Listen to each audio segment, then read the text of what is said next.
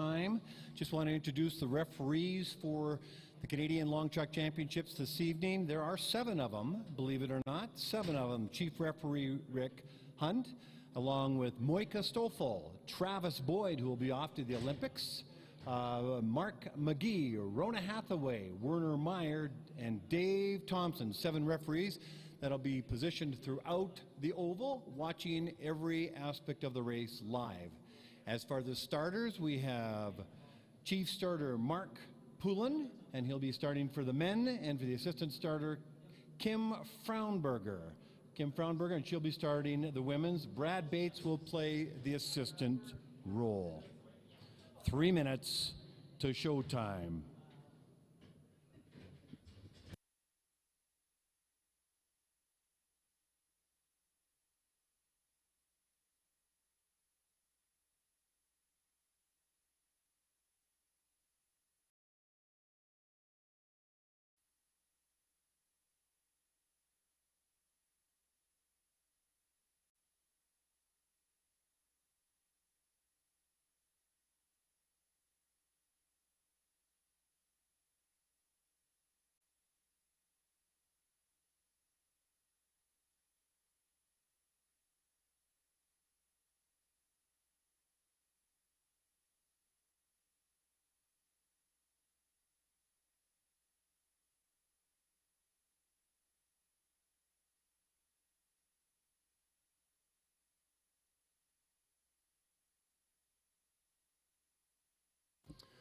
Two minutes to showtime. 2 minutes to the start of the Canadian Long Track Championships.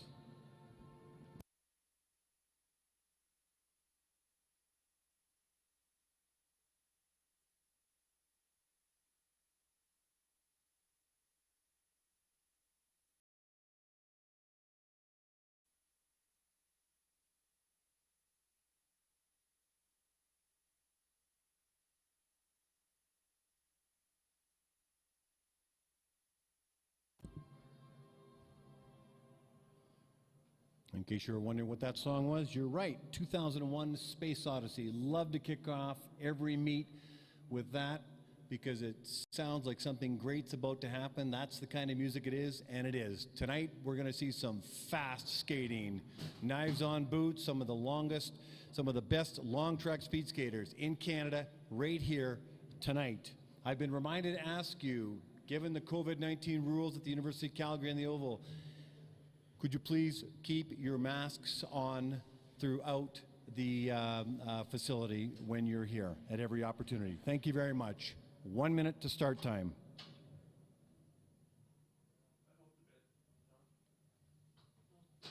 Your voice is coming back in the window.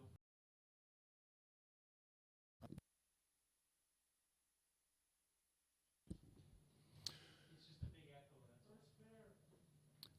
There's 10 pairs in the 500-meter women's race. In the first pair, 1 skater only in the inner lane. Please say hello to Ariana Fournier from Quebec.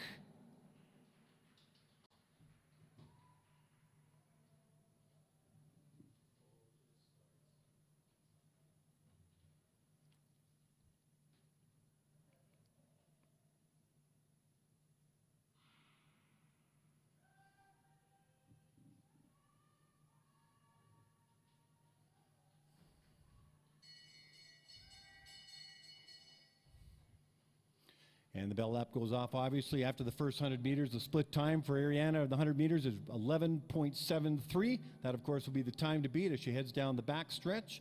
Single skater only in this pairing.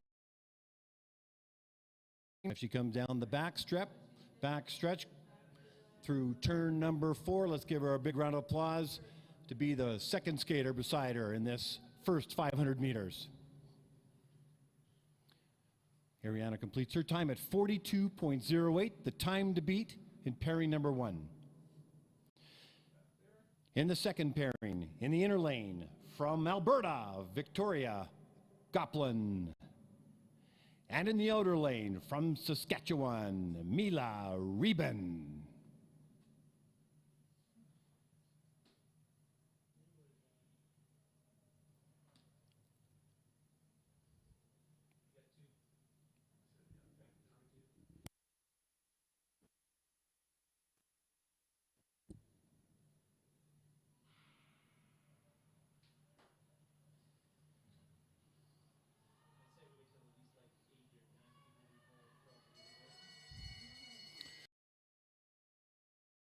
There's Goplin with the 100-meter split at 11.59. Reben in at 11.83 as they head down the back stretch.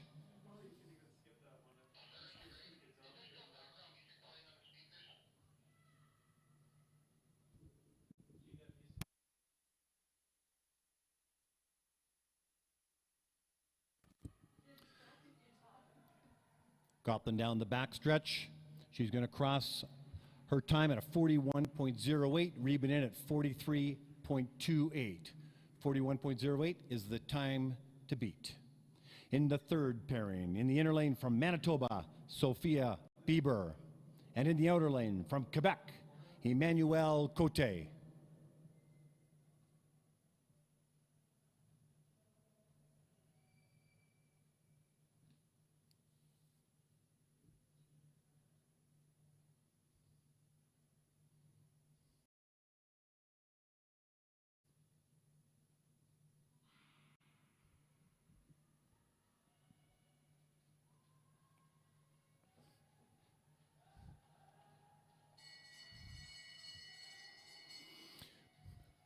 Bieber's 100-meter clip is 11.32. Cote in at 11.56 as they now head down the straightaway. Cote will try to catch off the draft of Bieber as they cross over the lanes heading into turn number 3. Hello to those that are watching on the YouTube from literally all over the world on the YouTube feed. Thanks to John Little and his squad here at the Calgary Oval. Here they come on the final straightaway.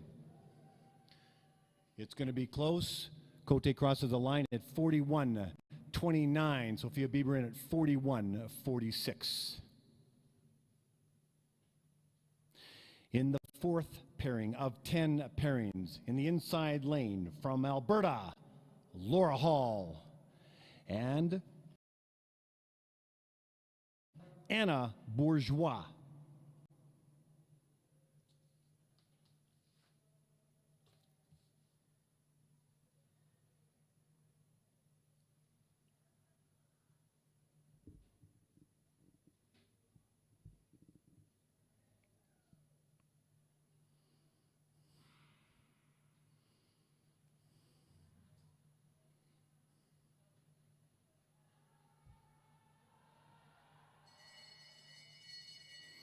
All right, Bourgeois clocks in her 100 meters at 11.5. Laura Hall in at 11.96. It's around the second of 4 turns. Hall now crossing over to the outer lane. Bourgeois is going to want to catch some of that draft as they round turn number 3, then 4, then into the straightaway.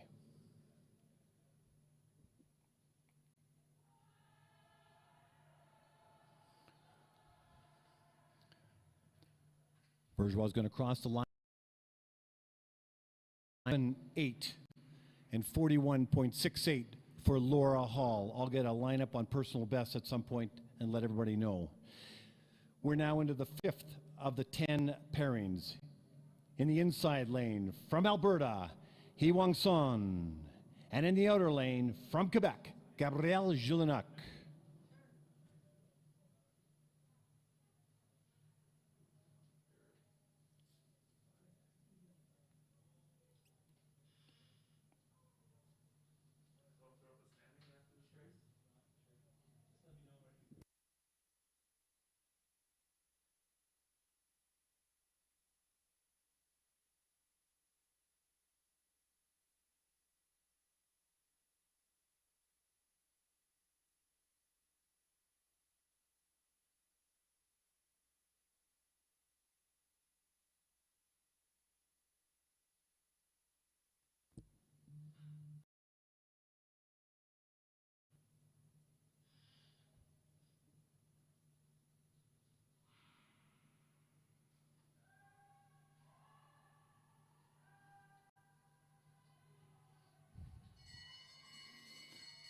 Okay, we got a good clean start here.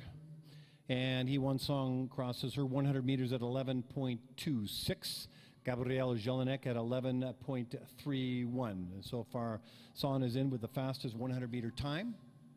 We've had good clean start so far. That's what the racers want, of course, and that's what the starters want. Everybody wants that as they round turn number 4. Here they come on the straightaway.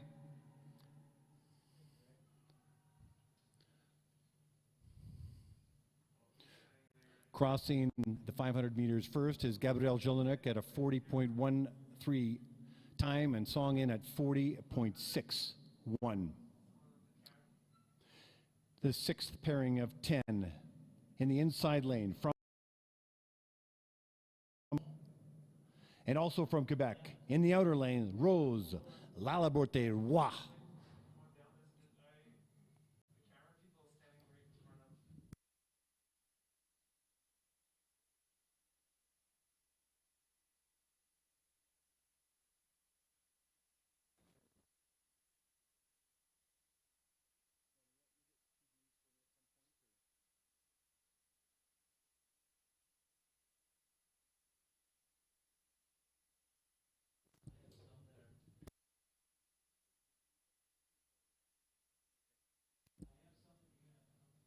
We have a false start, something the starters didn't like, and we'll redo it.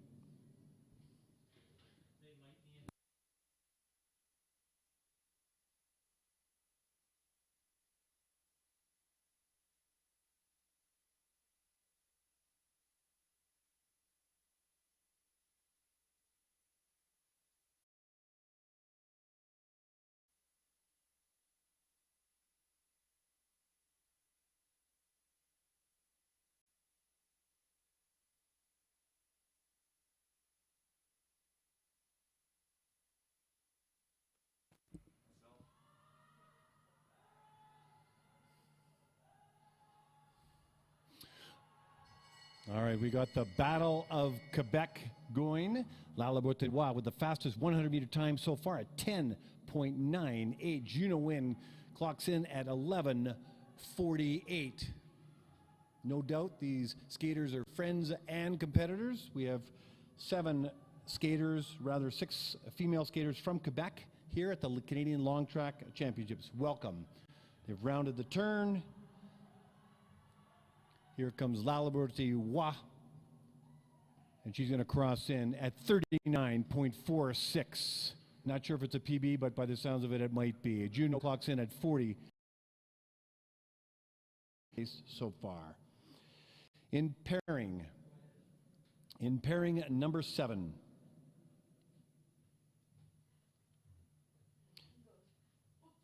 In pairing number 7 in the inside lane from Manitoba, Alexa Scott. And in the outer lane from British Columbia, Carolina Hiller.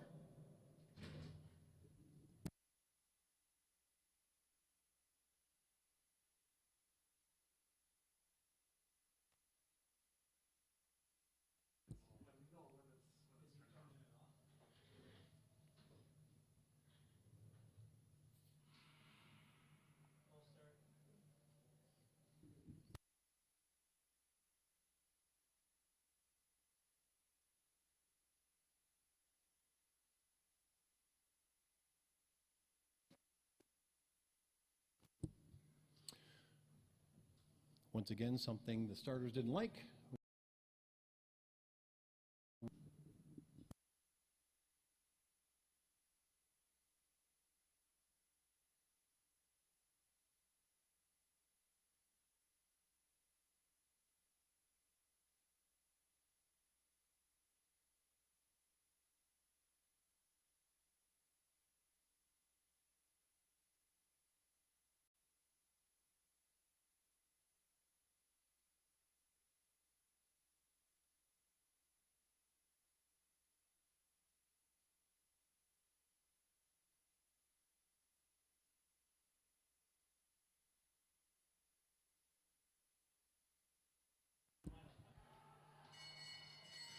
Okay, we're off and running in the 7th pairing, Carolina Hiller and Alexa Scott. Hiller posts the fastest 100-meter time so far of this afternoon. Alexa Scott right in there at 11.17. Hiller in at 10.62. Scott in at 11.17. Move through the afternoon. Now they come rounding the turn. On the straightaway, here comes Hiller.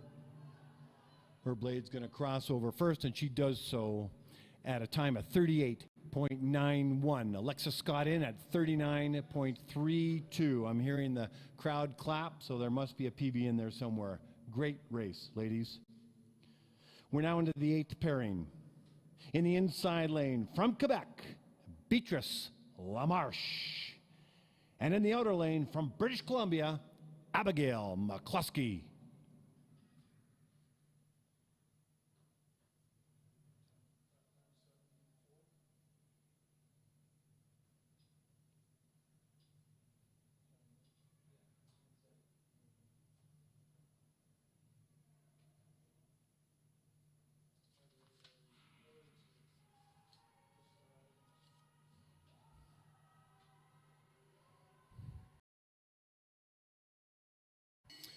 Looks like two evenly matched skaters. Lamarche crosses the first 100 meters at 11.01. McCluskey in at 11.24.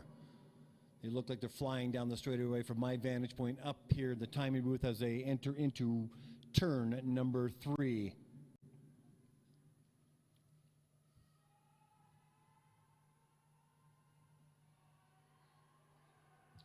Here comes Lamarche.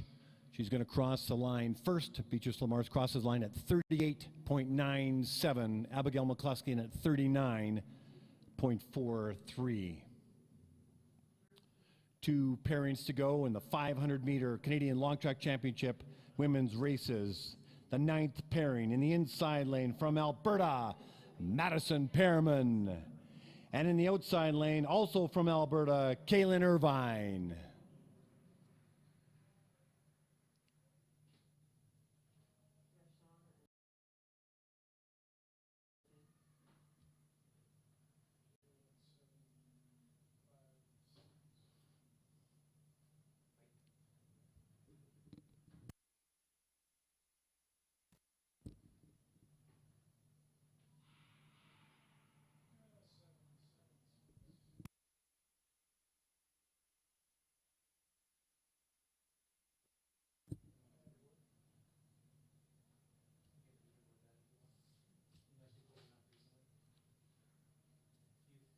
And we'll do it again.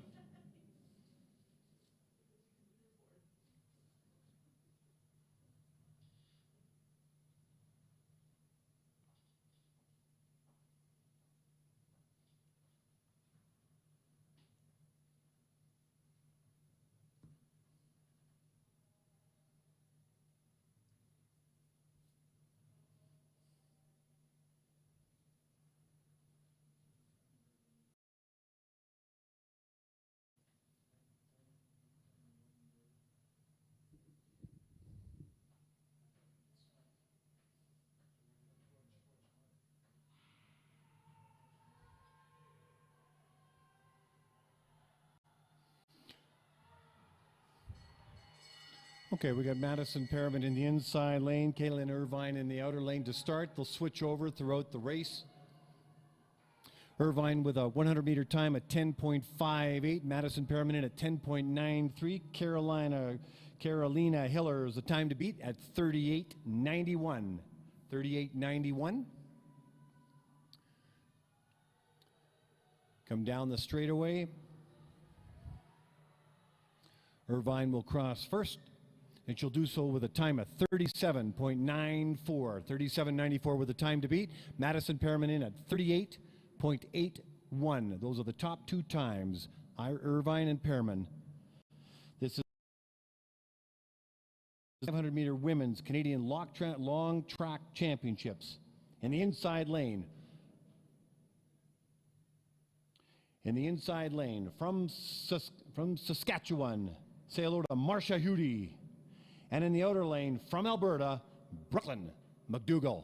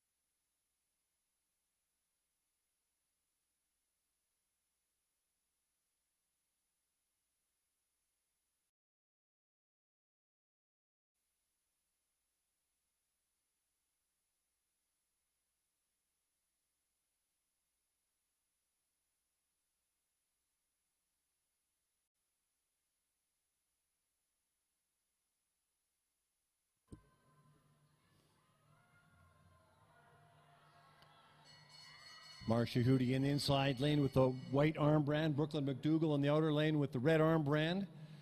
Marcia Hootie clocks in a top 100-meter time of 10.24. That is the best so far this afternoon. Let's see if it holds. McDougall's 100 meters at 10.65. They're rounding turn number 3 into 4, and down the straightaway we go. This is going to be a tight race here. This is going to be very, very close. And ladies and gentlemen, 37.85 for Marcia Hootie and 37.85 for Brooklyn McDougall. Ladies and gentlemen, that's a top. Sometimes on the 100-meter split, but never at a race. Ladies, congratulations. Hootie and Brooklyn McDougall at 37.85. Kaylin Irvine in at 37.93, followed by Madison Perriman at 38.81. Carolina Hiller at 38.91. So those are the top 5 race times. So here's what's going to happen. That was 10 pairings. Let's give them a round of applause. Give them a round of applause. There's your top racers. There's your top 500-meter women's racers. Congratulations, Marcia Hootie and Brooklyn McDougall. There's 10 pairings, 19 skaters. In the women's, we're going to take a break and we're going to have an ice resurfacing. After the ice resurfacing, we're going to do a medal presentation for the top 3 skaters. That presentation will be made by Rona Hathaway, local Canadian referee. So unless I'm told something different, I believe the Zambonis will be coming on the ice.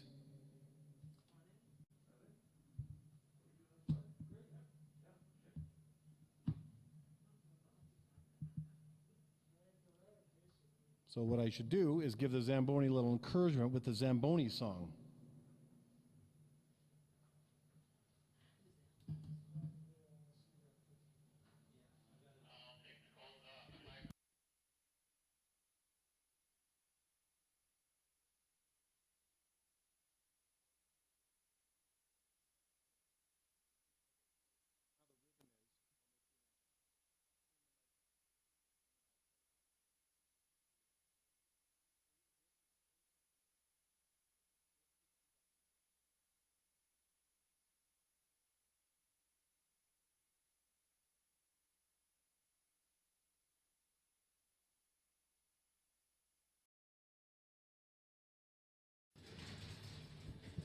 Well, let's say hello to everybody that's joined the YouTube feed. It was sorry for the background sound up here in the timing booth, whether it be a chair rolling or me breathing or something.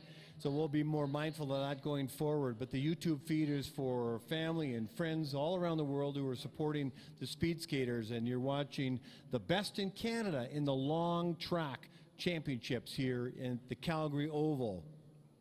So there'll be some personal bests and some season bests, and once I get all that information, we'll be able to share that with you as the afternoon unfolds and throughout the next 5 days, actually, because this is day 1 of 5. The Canadian Long Track Championships are here right now, today and tomorrow, which are evening races, and then they'll be scattered throughout the Oval Invitational. The Oval Invitational is a 3-day meet that starts on Friday. So resurfacing, I believe we'll be back up and running at 4:45. At 4:45 is when we'll start the men's 500 races, unless I'm told differently.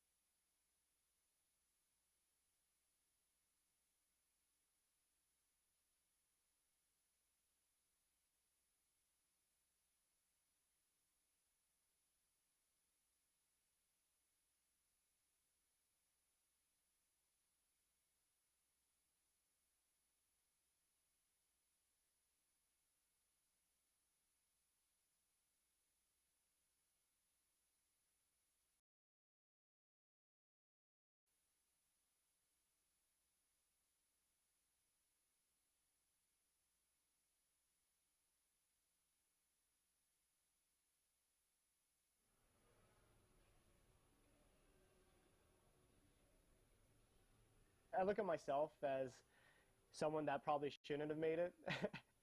5'8" Filipino kid from the south of Calgary that started playing hockey with the dreams of going to the NHL, and it didn't pan out. So I switched to long track.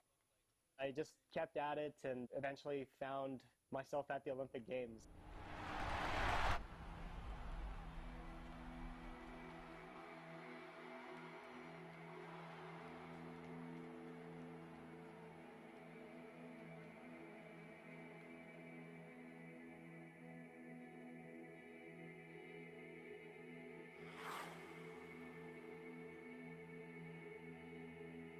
Choosing generosity isn't easy. Generosity is then a challenge. And in your moment, thinking back, was it a time when you challenged yourself to concede your individual ambitions? Maybe it was the right thing to do, maybe it was the wrong thing to do. Now, in my moment, obviously what Denny was able to accomplish made it feel right. It's in embracing that dilemma, embracing generosity, and owning the outcome, whatever it may be. You know, after those Olympics, you know, it's kind of a blur. After Denny crossed the line, we saw his name on the board as second place. I remember just like looking down, being like, is this real life? I feel like I'm in a Disney movie right now, and there was a bunch of our staff around me and they're giving me pats on the back, and you know, I immediately, the first thing I wanted to do was get out of there and find my own space because it was Denny's moment. They should be celebrating Denny.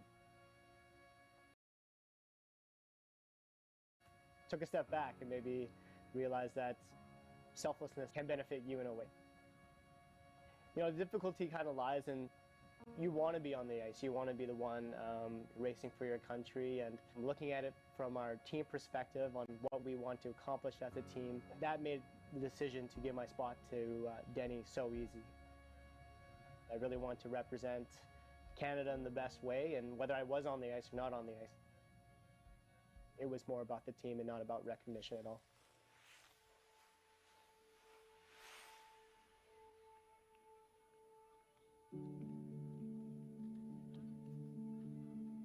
I'm trying to be involved in the community as much as possible. Again, I think that's something I really believe in, and one of the things that inspired me to try to go to the Olympics is try to inspire the young ones to follow their dreams and follow their passion to fully pursue whatever they want to.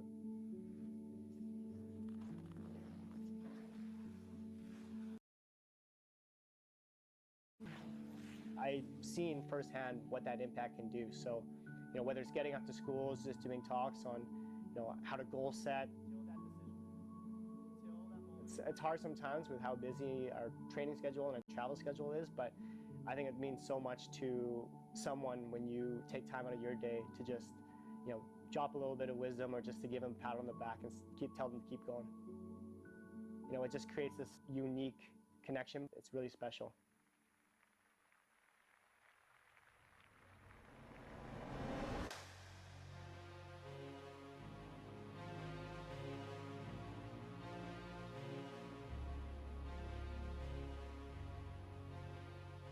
I think that's what athletes have the power to do, is really inspire a generation to keep going.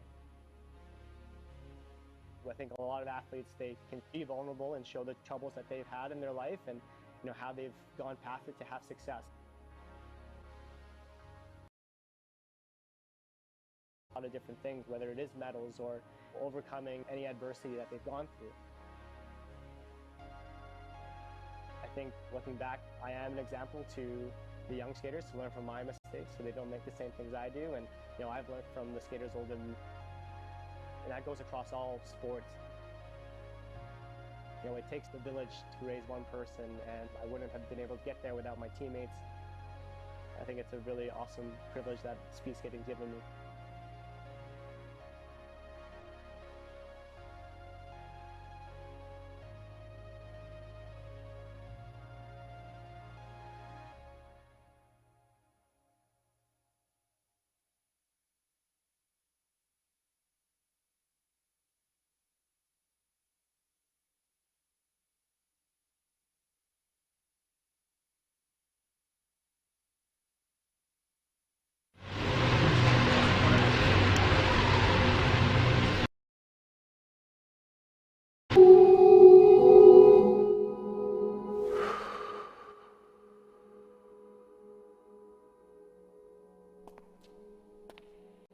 got here, and right away there was this belief in me that I didn't expect.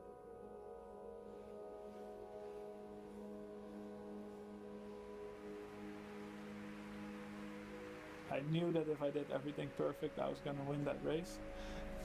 And then I just did it. It's unbelievable, you're Olympic champion.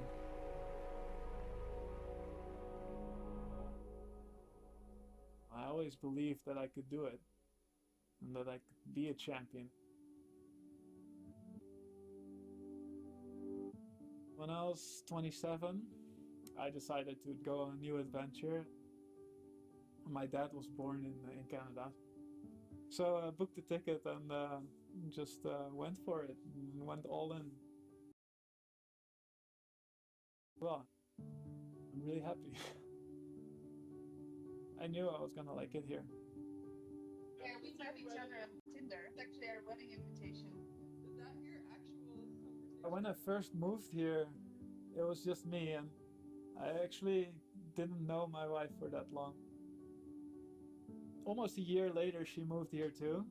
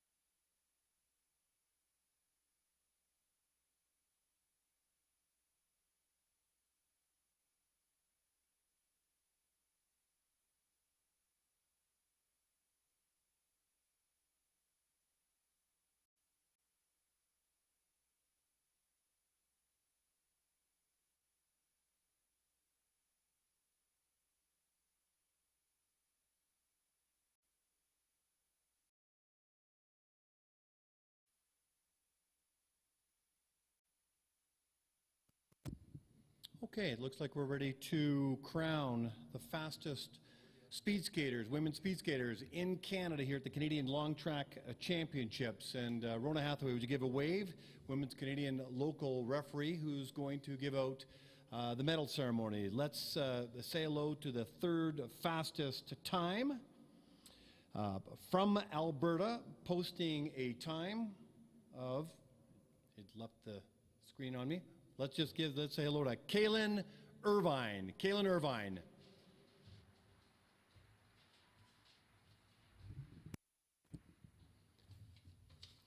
In the second fastest time, which was really close to the first fastest time and a season's best, with a 500-meter time of 37.856. Say hello from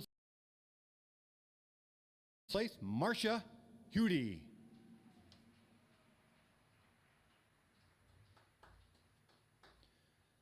And the top fastest time, beating Marcia by 5 thousandths of a second with a personal best time at 37.851. Congratulations, Brooklyn McDougall.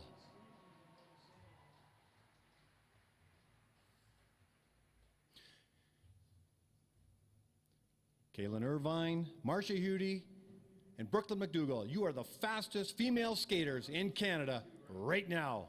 Congratulations, you three. All the best with the rest of your meet. It's currently 4:36. I guess it's photo time while they do that. In about 9 minutes, we're starting the 500-meter men's races with 10 pairings, 20 skaters. Hope you're enjoying Oval live at the Oval and also on YouTube. You're hearing my voice. You won't be able to, unfortunately, hear the music for copyright reasons, but they get to enjoy the music that we're playing here. And Rona Hathaway, thank you, women's local Canadian referee, for that presentation. Much appreciated.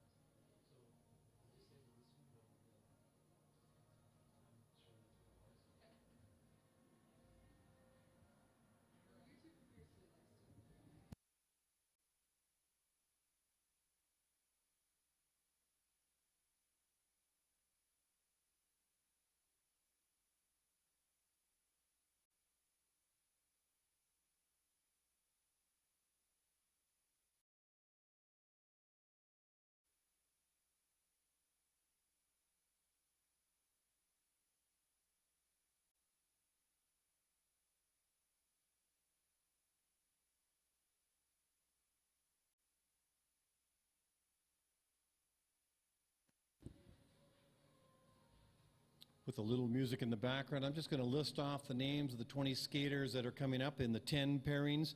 I'll introduce them as each pairing is headed to the start line, but Hobbs Holzer, Matthias Bathe, Max Halleck, Zachary Lacroix, Hubert Marcotte, Paul Kader, Cedric Brunet, Charles-Emile Gelné-Dion, Tyson Langlar, Joshua Tellison, Anders Johnson, Connor Howe, Frank Roth, Antoine Gelné-Bouillot, Cooper Eamon, Christopher Fiola, Laurent Dubreuil, Gilmore Junior, Jacob Graham, and Alex Boisvert-Lacroix.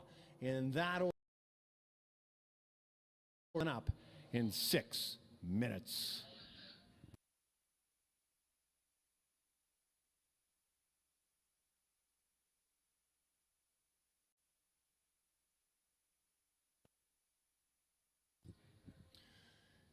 In case you might be wondering, the makeup of the Canadian skaters, which provinces they're from, and the 20 men that are competing, 3 are from British Columbia, 9 are from Alberta, 1 is from Manitoba, 6 are from Quebec, and 1 is from Nova Scotia.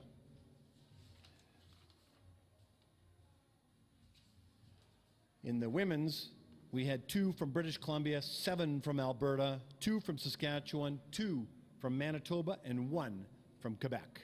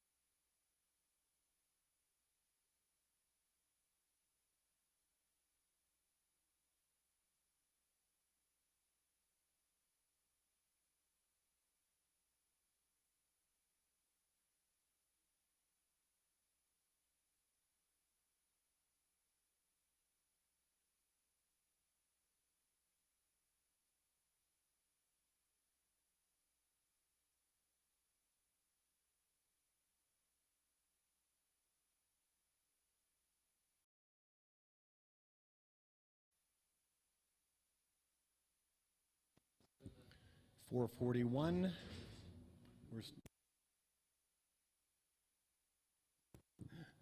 4 minutes to race time for the 500-meter men's race to kick off the Canadian Long Track Championships. Following the 500-meter men's, we're going to be racing the 3,000 women's and then the 5,000 men's.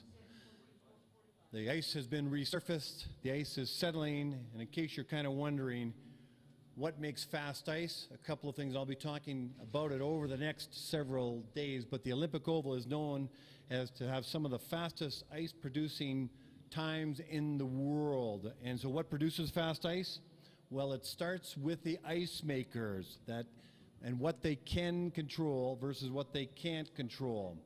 And what we can control in making fast ice is in fact the ice makers. And here at the Olympic Oval, we have some of the best ice makers in the world. In fact,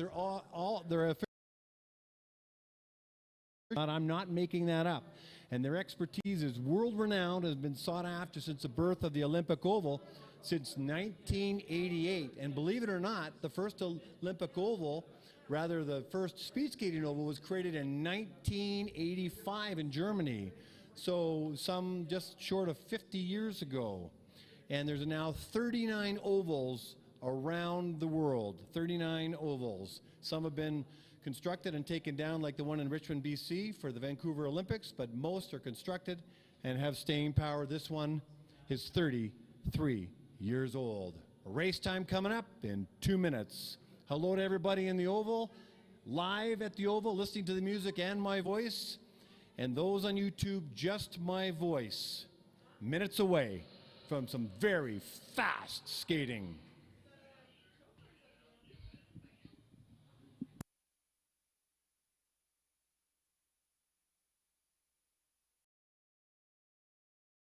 Race time. 2 minutes to race time.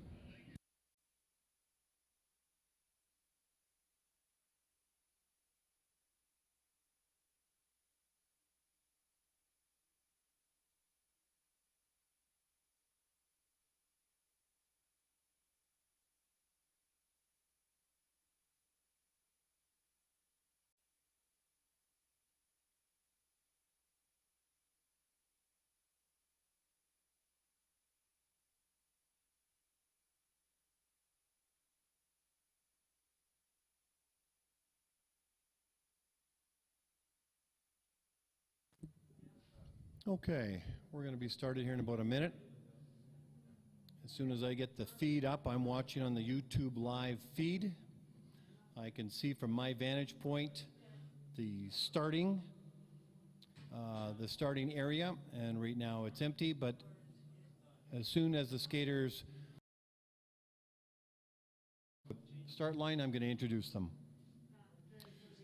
Pairing number 1 in the inside lane, kicking off this 10 pairing 500 meter men's Canadian Long Track Championships. In the inside lane from Alberta, Hobbs Holzer. And in the outer lane, also from Alberta, Matthias Bathe.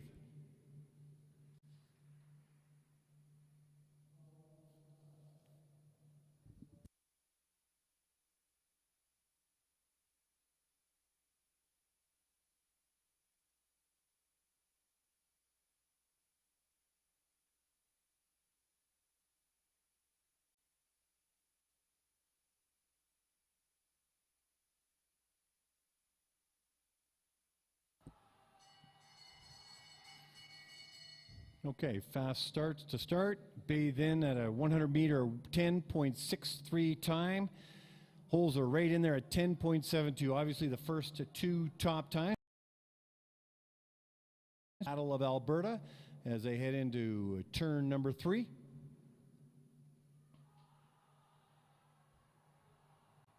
Down the straightaway they go.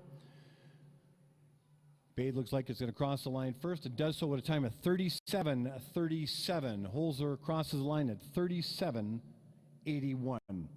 Setting the time for this 10 pairing. Now to the second pairing. In the inside lane from Alberta, say hello to Max Halleck. And in the outer lane, also from Alberta, Zachary Lacroix.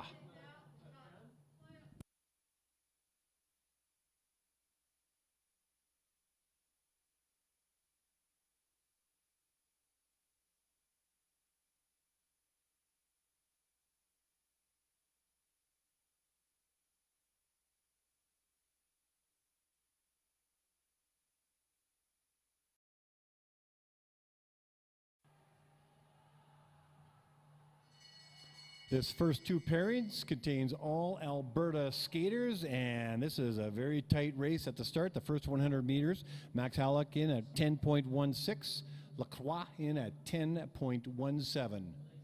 Getting a draft off each other as they round the third and final turn into the straightaway. This is going to be a very, very close race, and the times come up. Max Halleck in at 36.54. The time to beat. Lacroix in at 36.58. That's how tight these races can be. In the third pairing of 10 pairings, in the inside lane from Quebec, Hubert Marcotte. And in the outer lane from Alberta, Paul Coder.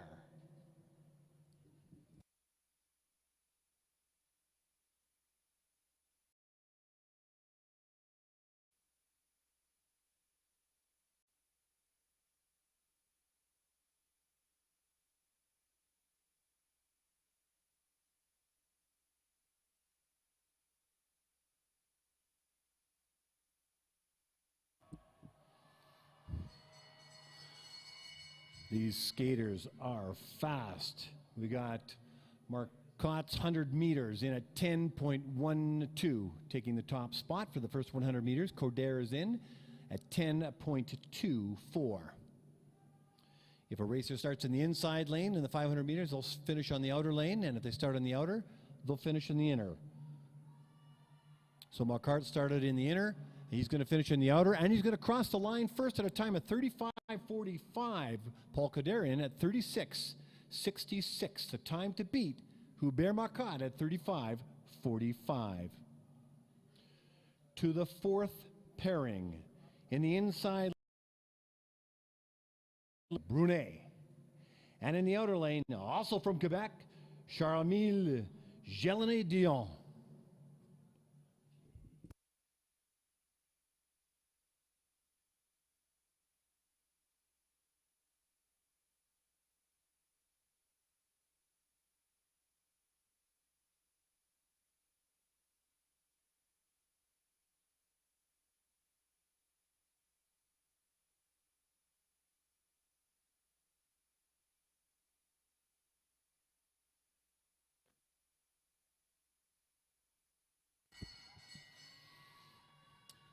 Okay, the first 100 meters. Cedric Brunet at 9.85. Charles-Émile Dion at 9.87. These are the two fastest times to beat. These guys are ripping down the straightaway into turn 3 and 4. And if you have any idea how fast speed skaters are, television doesn't do it justice. You go right beside the rink, the arena, that these times are. And Brunet in at 34.97. He's happy with that time. Dion at 35.77. Brunet, let me say that time again. Cedric Brunet at 34.97. The time to beat. Dion at 35.57. In the fifth pairing, in the inside lane from Manitoba, Tyson Langlar. And in the outer lane from British Columbia, Joshua Tellison.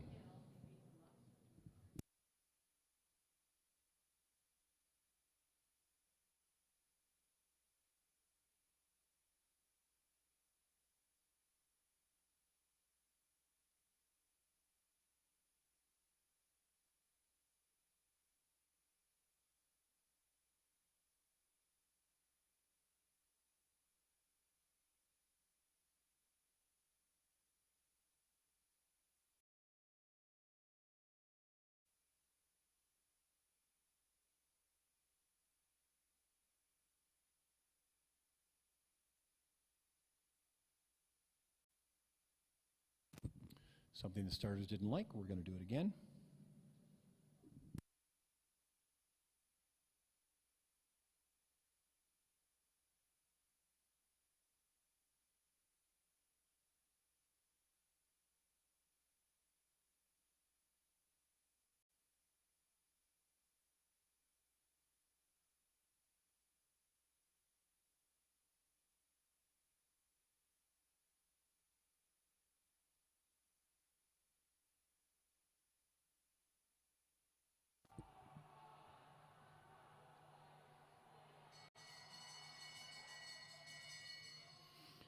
Okay, let's check in on the 100-meter mark. Tellison in at 9.94, Langlar in at 10.02. We're rounding turn 3 or heading into it. Let's give a big shout out to Zachary Lacroix and for a personal best. Here they come down the straightaway. Not a lot of time for commentary. Crossing the line first is Tyson Langlar at a time of 35.17 for the second fastest time. 35.17 for Langlar. Joshua Tellison in at 35.67 for the fourth fastest time. In the sixth pairing from British Columbia in the inside lane, say hello to Anders Johnson. And in the outer lane from Alberta, Connor Howe.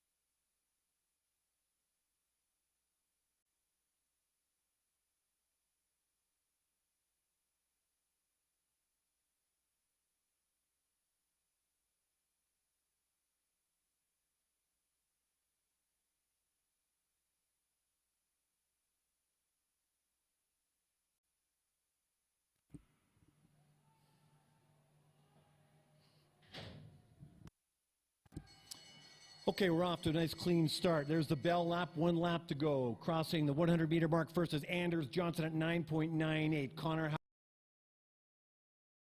the opportunity to congratulate Zachary Lacroix, Hubert Marcotte, and Cedric Brunet for achieving their personal bests. And Cedric Brunet crushed his. Congratulations, and has created the time to beat. More info later. This is a tight race. Crossing the line first, we got Connor Howe in at 35.45. Anders Johnson in at 35.54. 4 pairings to go. This is the 7th pairing of 10 in the 500-meter men's Canadian long track championships. In the inside lane from Alberta, Frank Roth. And in the outer lane from Quebec, Antoine Gélinet-Bouillot.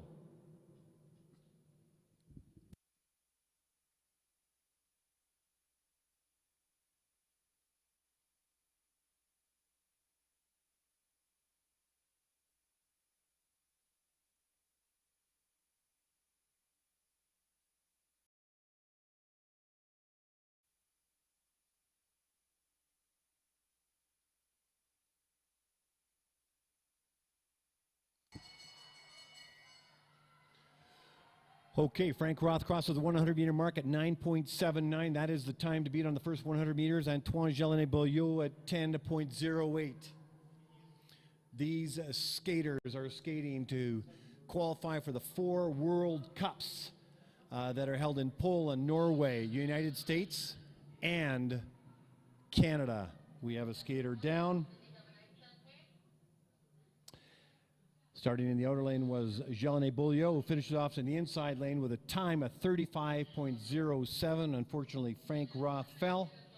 Hope he's okay. And at this time, what we do is we do an ice check.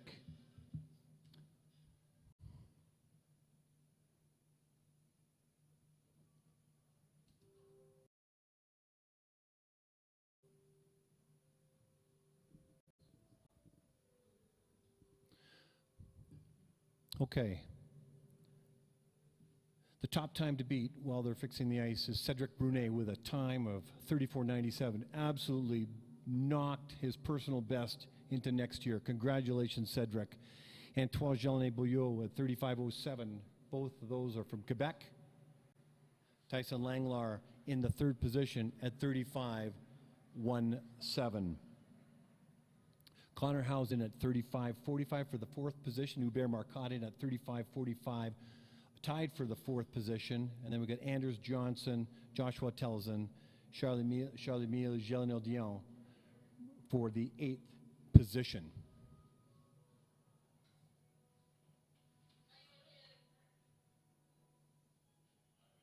Waiting for a signal to continue on the race, which would be the 8th pairing. There's 3 pairings to go. This is absolutely safe for these skaters. When they make emergency repairs like this, they use slush, and they also use pressure carbon dioxide canisters to freeze and repair these large ruts or grooves, if in fact they happen. But they want to be sure these skaters are traveling at the speed of a car down any main street in any major city at around, well, I'm dating myself if I said 35 miles an hour. That was when the other Trudeau was in power. But it's in kilometers now, but that's the speed. They are going very, very fast. I heard a whistle. Are we going?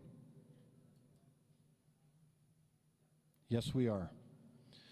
Okay, ladies and gentlemen, this is the 8th pairing of 10. In the inside lane from Nova Scotia, Cooper Eamon. And in the outer lane from Quebec, Christopher Fiola.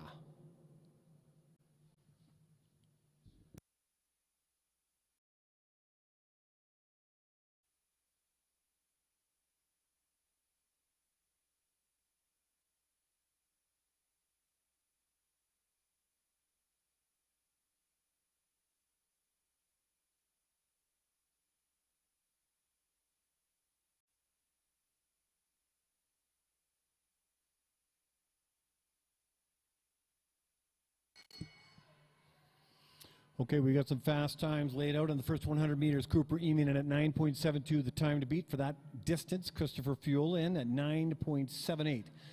Fastest 1-2 times for the 100 meters. Here they come around the turn, heading in the fourth and final turn. Here they come down the straightaway. These guys are quick. Crossing the line first, Christopher Fuel, 35 even. Cooper Eamon in at 35.26. I'll have personal bests and season's bests. Two more pairings left in the men's 500 meters.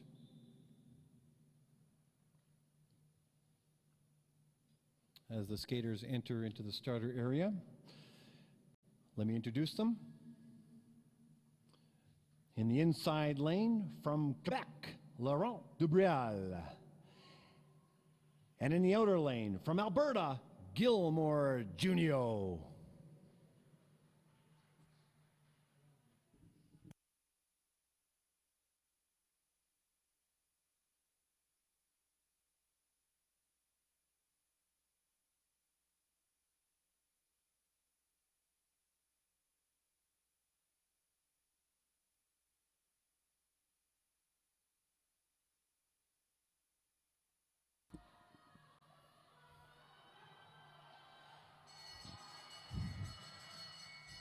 Okay, here we go. Who started a lot like Will Dutton, who studied starts of Coach of Manitoba, clocks in at a 9:52, the fastest so far this afternoon. Laurent Dubrial in at 9:57. 9:52, 9:57, top two times. Here they come down the straightaway. These guys are quick. And crossing first is Laurent Dubrial at 34.12, who caught Junio, who finished his race at 34:59. Ladies and gentlemen, those are the top two times to beat.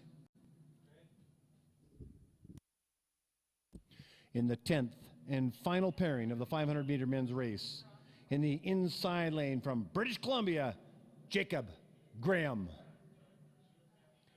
And in the outer lane from Quebec, Alex Boisvert-Lacroix.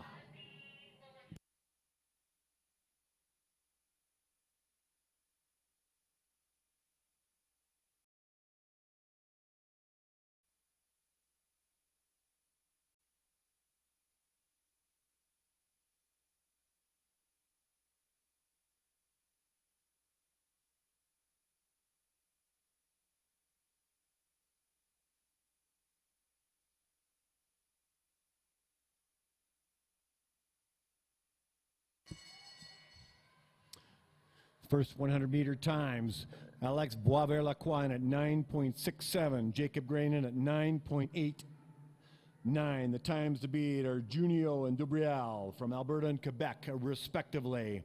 This is the final race of the 10 pairing of the 500-meter men's, crowning the men's 1, 2, and 3 fastest times in Canada.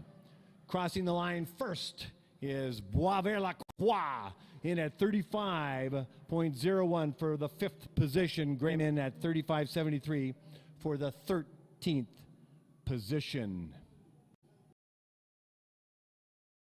Well, ladies and gentlemen, the 500 meters with only the top 20 times and the senior and the neo-senior that qualify, these go quickly. Laurent Dubrial takes the top spot at 34.12. Gilmore Junio in at the second place at 34.59. Cedric Brunet, who blew his personal best away by a long shot in the 3rd position. Fiola in 4th. Boisvert-Lacroix in 5th. And that's all I'll report for now. So we're going to have a ice resurfacing, and then we're going to do a medal presentation. But let me just tell you what's at stake here right now. These skaters aren't just interested in going fast for the sake of going fast. They want to maintain their position or make the national team or the NextGen team for this season, but it also gives a selection of who will represent Canada on the World Cup circuit. There are 4 World Cups between now and Christmas time, and Thomasdorf, Poland, Stavanger, Norway, first Calgary, Alberta, the Olympic Oval. the second week of December. The qualifying times for the World Cup for the men's is 35.70, 35.7. That's for the seniors. Those are ages 24 and up. But there are neo-seniors that are racing. They're 4 years after junior. So you have the junior from 16, ages 16 to 19, and then 20 to 23 is what they refer to as the neo-senior. And, for example, Cedric Brunet, his time unofficially probably qualifies for the World Cup, even though he's a neo-senior and younger than some of the senior skaters. So I'm not part of the selection process. There's a whole process around it, but you've got senior, neo-senior, and junior. There are no juniors in the men's, but there were 2 juniors in the women's. So what's up for grabs? Laying down the gauntlet. They want to participate in the World Cups. They want to be on. And then this is an Olympic year here in Beijing from 5th to 19th in February. I'll talk more about that as the week goes on. But laying down the gauntlet today, saying that, look, I'm here to stay. I want to be on the teams. I want to be at the World Cup. And in Quebec, that's where they're going to have the skate off for those who are Olympic hopefuls. Coming up, ladies and gentlemen, is the medal presentation for the 3 fastest 500-meter men's skaters in Canada. Moika Stoffel, the international referee assigned to the competition, will be handing out the medal presentation. Let's let the ice resurfacing do their thing, and then after that, the 3,000-meter women's races coming up.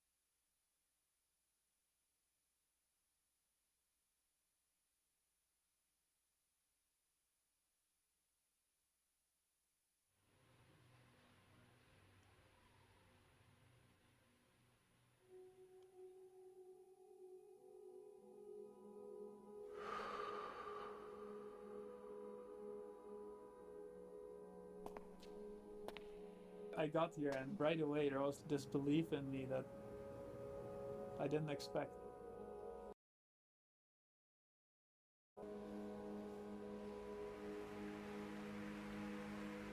I knew that if I did everything perfect, I was going to win that race.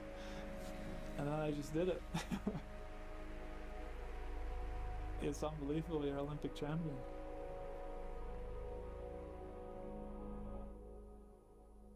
I always believed that I could do it and that I could be a champion.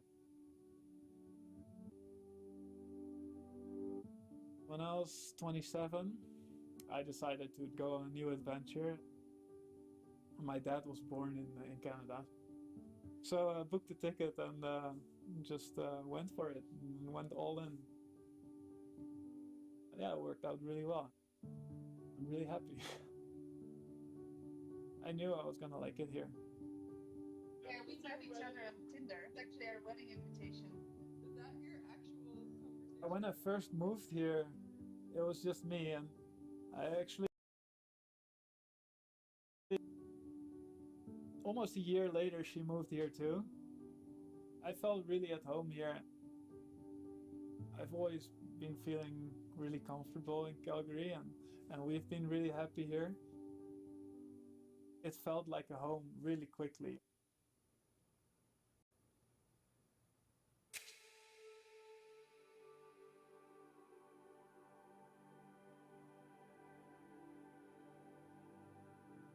If I feel good at home and if I feel good personally, then I'm gonna skate fast. For me, it's all the same.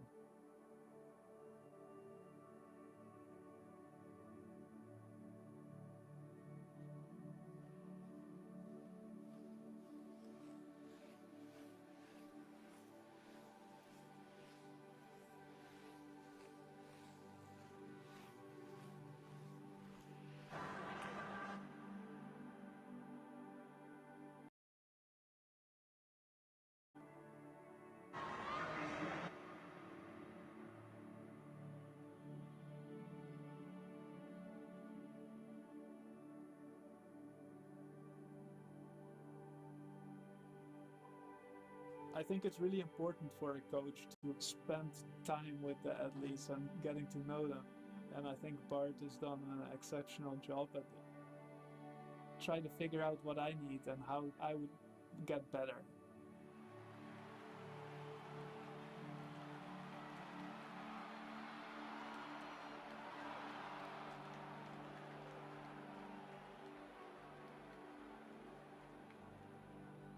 Because I am a little bit different, and I think you need to be a little bit different to be a race winner, right? If you do everything like everybody else, you're not gonna be better than everybody else. And I think Bart has done an exceptional job in understanding that and being the right coach for me.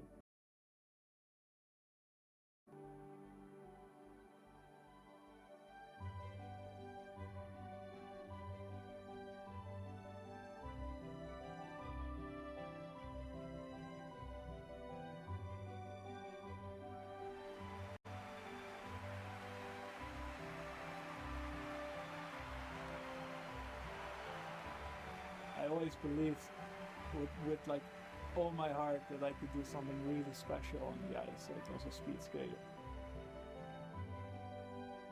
I feel like the Canadian team really made me into this champion.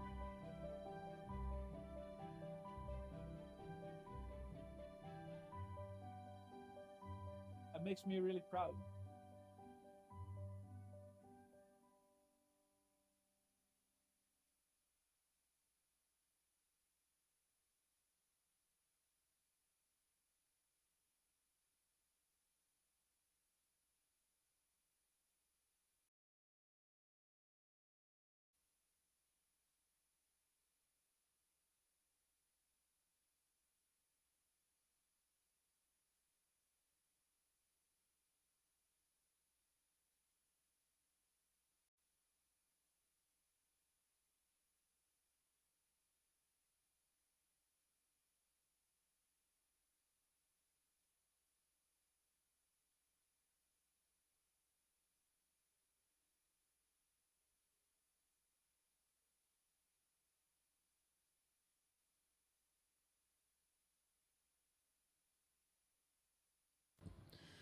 All right, the ice resurfacing continues. It's 5:12.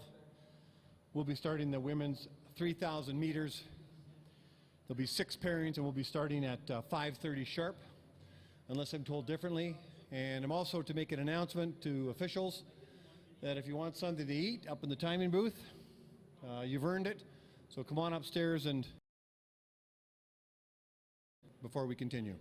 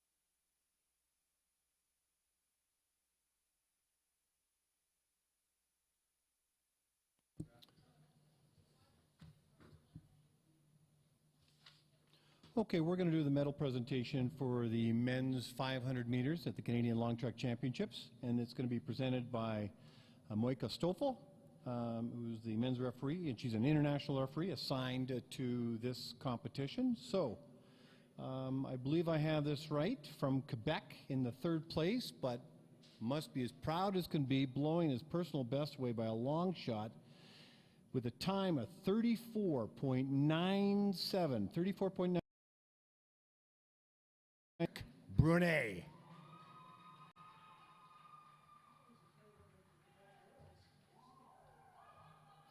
Third fastest time, 2021. Congratulations, Cedric. The second fastest time, we all know him here, with a time of 34:59. Give it up for Gilmore Jr.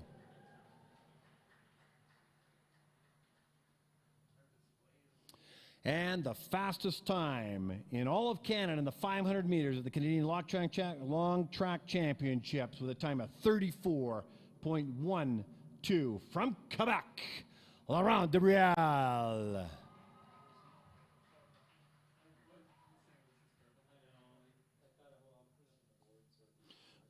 As I mentioned, Moika Stoffel will be handing out the medals. And I think, so smile, enjoy the memories, and what a great start to your meet. Big round of applause for these 3 gentlemen. Congratulations. Well done. It's your moment. Okay, it's 5:17. In 13 minutes, we're going to start the women's 3,000 meters. We have 6 pairings. That's 7.5 laps around if you're keeping track at home. I know those that are watching on YouTube, unfortunately, you don't have the sound. I'm playing some amazing music, so you're just going to have to imagine it in your mind. And I'm just going to keep it going here for us live in the bowl, or as they refer to it, the Olympic Oval.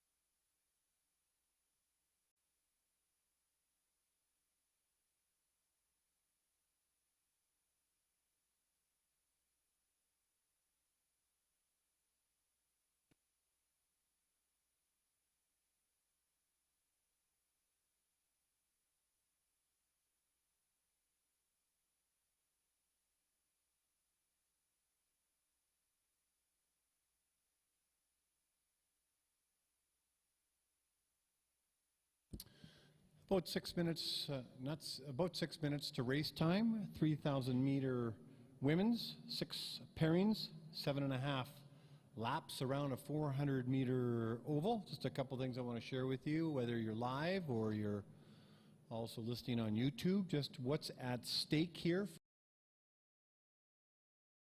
5-day journey. This is Wednesday, October 13th, and we go right to October 17th, and we have 2 basically speed skating meets meshed together. Right now you're watching the Canadian Long Track Speed Skating Championships here in Calgary, Alberta at the Olympic Oval, and the first 2 days are dedicated to this event, and then some of the races will be embedded in the next meet that's squashed together called the Oval International, and so that'll be Friday, Saturday, and Sunday, and there'll be more skaters than just the top 20 qualifying times for the various races. But what's at stake is these skaters not only want to go fast, but they also want to maintain their standing on the national team or make the national team or the NextGen team for this 21-22 season. It's been a long time since we've been seeing some skating now, and speed skating with COVID and the vaccines out, skating around the world. Just check out speedskatingresults.com, and every weekend you'll see many speed skating meets around the world. But these skaters in the long track championships, they want to qualify to compete on the World Cup circuit. And there are 4. There's one in Poland, one in Norway, and then back in North America in Salt Lake and in Canada between now and Christmas. And so you're going to, all the distances will be covered. And then it's an Olympic year, as you know.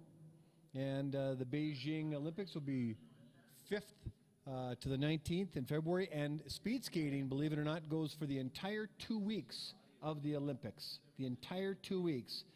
And it'll be at the National Speed Skating Oval in Beijing, or what's going to become to known as the Ice Ribbon. The Ice Ribbon. That'll be hosting 14 events, 7 for the men and 7 for an equal amount of men and an equal amount of women skaters for Beijing. And the qualifying times for that will be in Quebec right after Christmas, and that'll be the Olympic skate-off for those Olympic hopefuls representing our country in the upcoming Winter Olympics.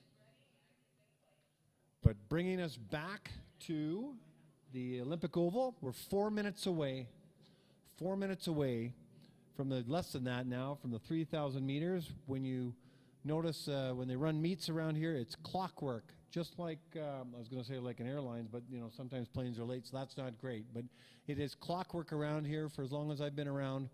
And behind the scenes, there are a number of people that make this event go. Meet coordinator Greg Plenner, legendary Greg Plenner, who's been in speed skating all his life, runs a very smooth and quarterbacks a very smooth meet. From the athletes, showcase how fast they can go, but behind the scenes, there's a lot that goes on up here at the timing deck and in and around the ice. So meet coordinator, big shout out to Greg Plenner. You've got referees. There's 7 of them. Rick Hunt is the chief referee, and then there's 6 others that are scattered throughout the race, watching the skaters very closely to make sure that they're staying in their lanes, there's no impediment, that everybody's playing by the rules, and they all do, but things happen. And but a big shout out to Moika Stoffel, Travis Boyd, who's off to the Olympics representing Canada, Dave Thompson, Mark McGee, Rona Hathaway, and Werner Meyer. And then we have starters. We have 3 chief starters. Mark Poulin, he is starting the men. The women, Kim Fraunberger, and then assisting those, necessary if need be, is Brad Bates. Up here in the timing deck, we got John Little, IT specialist. And then we've got 2 medics, 1 in each corner, and you don't want the medics to go to work at all, but we got Noah Vespa and Avanish Badoni, and they're from Can West Medical. Can West Medical. We hope they have nothing to do for the next 5 days. But this is a sport built on speed, And so anything can happen. Safety is of utmost importance. It's 5:29 with a minute to go to start. Once I see them on my screen, I'll introduce the first of 6 pairings. I hear a whistle.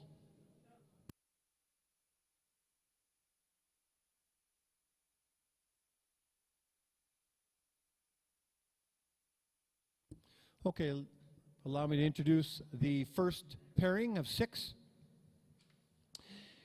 The 3,000 meter women's race in the inside lane from Quebec, Rose. Outer lane from Alberta, Abby Young.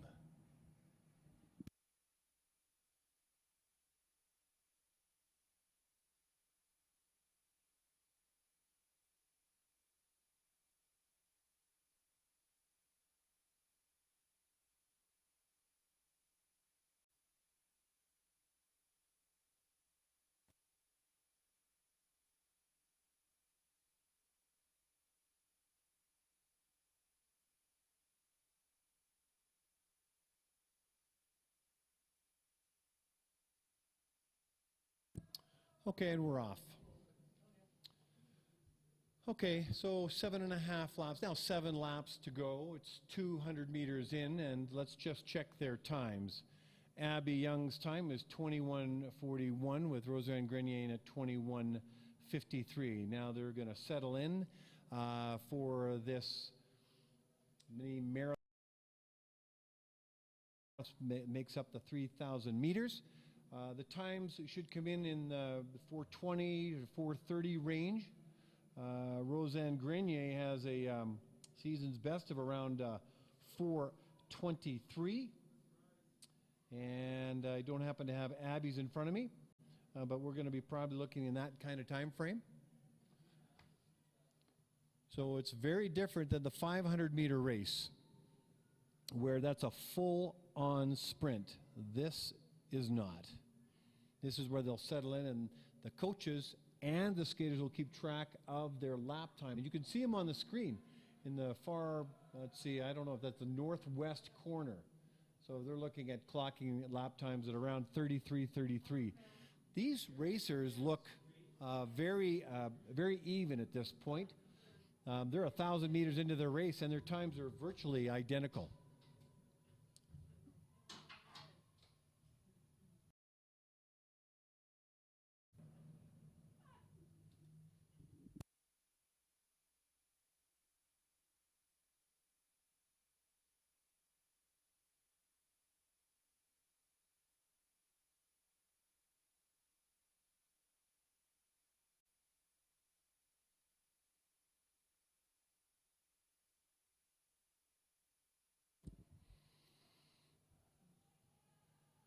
See if I can put a little music on for those at the Oval. Those watching YouTube, you won't be able to hear it. Welcome, by the way, if you're watching in the confinement of your comfortable home, wherever you might be.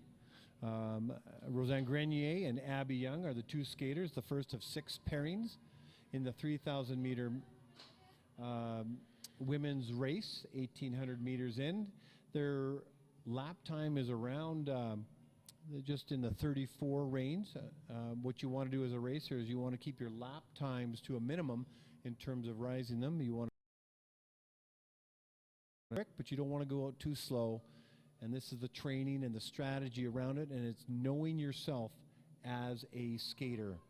So the qualifying time for the 3,000 meters at the World Cup will be 4 minutes 19 seconds. But a neo-senior time would be 4:45, and both Roseanne Grenier and Abby Young are neo-seniors, which means they're between the ages of 19 and 23. Their times, qualifying times, Roseanne Grenier was in at 4:23.17, and Abby was in at 4:24.59. So the whole idea behind these skaters is obviously they're competing against the clock, but what you want to see is each of them push each other. This is about when the race starts to get very difficult, and now that is the bell lap. The lane that they started in will be the lane that they finish in. Roseanne Grenier leading the charge here with a 3-minute 45-second 2,600 meter, but she's going to round the third and final turn. Here we go down. She's going to come down the straightaway. She's going to cross the line first, and let's see how this compares to one of her earlier times. What she wants to do is gut it out to get the best time possible, and here comes Roseanne Grenier crossing the line at a time of 4:21.74. That's a qualifying time, as is Abby Young's at 4:25.61. I don't know where it stacks up in terms of personal best or season's best. Good race, ladies. These skaters would be exhausted. 7.5 laps around. All right. I see the two skaters now in pairing number 2 getting to the start line, so let me introduce them. In the inside lane from Quebec, Gabrielle. Outer lane, also from Quebec, Ophélie Junot.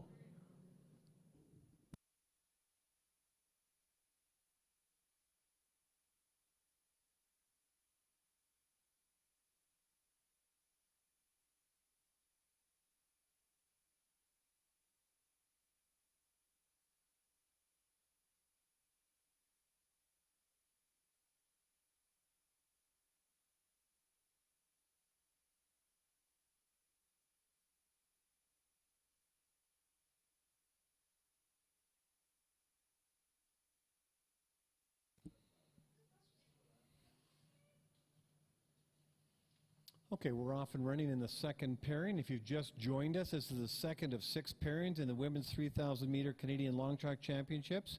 Gabrielle Jolinek and Ophélie Junot, Battle of Quebec. Jolinek has a first 200 meter opening time. Top spot so far, Junot in at 22:03. They're going to settle in here now for the remaining 7 laps. These two are also neo-seniors. What that means in speed skating language is that they are between the ages of 19 and 23. They're out of junior, but they're not yet a senior age, which is 24 and up. We should expect their times to come in similar to Abby Young's and Roseanne Grenier's. By the way, Roseanne Grenier, I believe, achieved a personal best from what I can tell, and I think the same with Abby Young. But that has to be double checked. But both had very fast times relative to the qualifying times. And they need 4:45 to qualify for World Cup. Obviously, it's the top times based on how many spots are available. But these girls, these women raced a fast race. We're 1,000 meters into this 3,000 meter race, which is 7.5 track. Gabrielle Jolinek has posted some lower times than Ophélie Junot. That's probably how it should stack up, and that's how it's racing out before our very eyes. But every racer races within their own level of development, and it's not about whether you win or lose. It's about getting better each and every time. In fact, there's a quote by Bonnie Blair, and she says, quote, "Winning doesn't always mean coming first. It means doing better than you did before." End of quote. That's from the legendary Bonnie Blair. This has a YouTube feed from Calgary to all over the world, to anybody who's interested in those that are racing here at the Canadian Long Track Championships. They could be anywhere. A lot of family, a lot of friends. With COVID, you don't have packed stands, but you have more people here than you would normally have at a regular meet. We're 1,800 meters. Are already under the belt. You can see them if you're watching the YouTube feed. You can see them on the screen.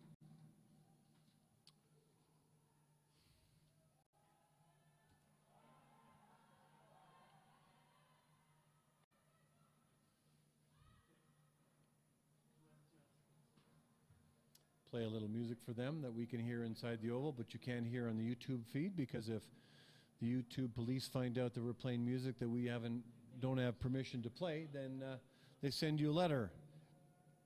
And I've had that happen before. So you know what? I don't need the letter. I don't need the letter. Okay, so down the straightaway. I think we're going to have a bell lap here. We got, there we go, Gabrielle Jelinek. Gabrielle Jelinek is now doing a lap time of about 35. Obviously, that's up from probably around 31-ish from when she started. But let's see how this time is going to stack up. And then as well. So this is probably this is how it's going to play out if all goes according to plan. Gabrielle Jelinek gutting it out in the straightaway. Your legs are burning, lungs are good capacity, and here she crosses the line at a time of 4:16. I'm going to go on record unofficially to say that she took her PB and knocked it out of the park. There's some fast times here. The ice is fast, and I'm going to speak more about the ice and how it's been made fast a little later, but here comes Juno, and she crosses the line at a 4:32.55. The time to beat, Gabrielle Jelinek, 3,000 meters at 4:16.10. Coming up is the third pairing, which are ready to go. In the inside lane from Alberta, Laura Hall. And in the outer lane from Manitoba, Alexa.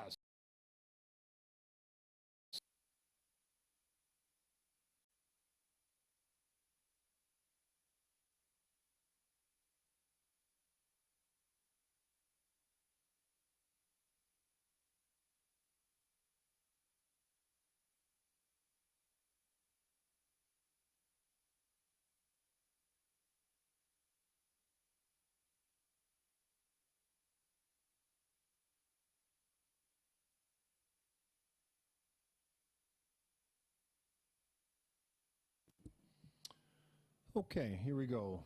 The outer lane, it starts Alexa Scott. Inside lane, Laura Hall. And the lane they start in will be the lane they finish in. Battle of Alberta versus Manitoba. Alexa Scott is a neo-senior, but has senior qualifying times, which is an accomplishment in itself. Is a junior who is 19 years of age, has not yet moved into the neo-senior category, and also has senior qualifying times. Now, both of these women are up against some formidable competition as the pairings continue, but quite an accomplishment in their own right at their age. We are looking at, I would say, the future of women's speed skating right here. These two skaters, as they move up the ranks as their career unfolds. So we've got Laura Hall and we got Alexa Scott.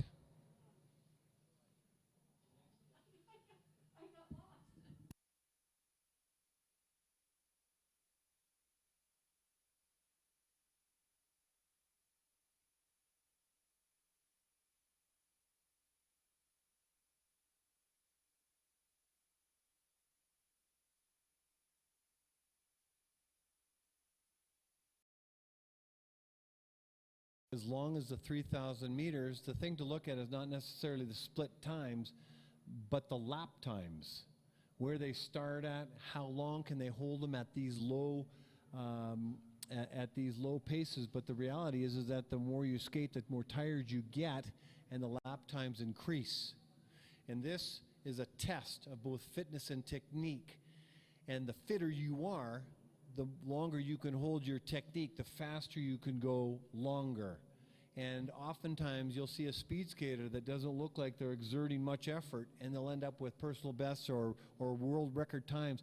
And that's because their technique is so perfect. As much as fitness plays an important part, technique for these skaters, especially when you're trying to keep a quick pace with these two particular skaters.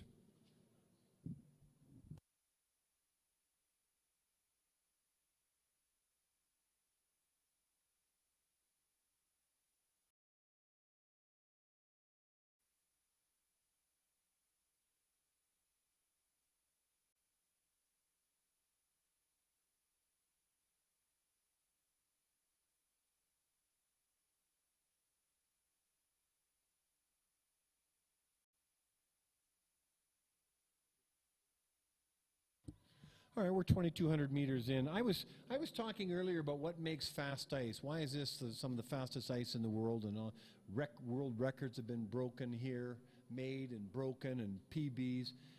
You know, I mentioned the people.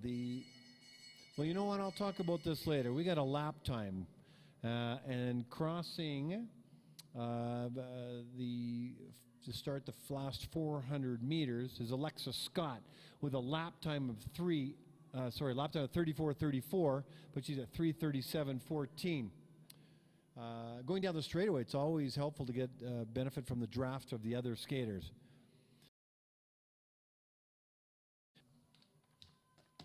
We've got Alexa Scott setting the pace here, and here she comes. Crossing the line first will be Alexa Scott at 4:12:26. 4:12:26. And that, I wouldn't be surprised if that's a PB for her, as Laura Hall as well at 4:13:86. Those are very good times, ladies. Alexa and Laura, congratulations. They'll be incredibly tired at this point in time.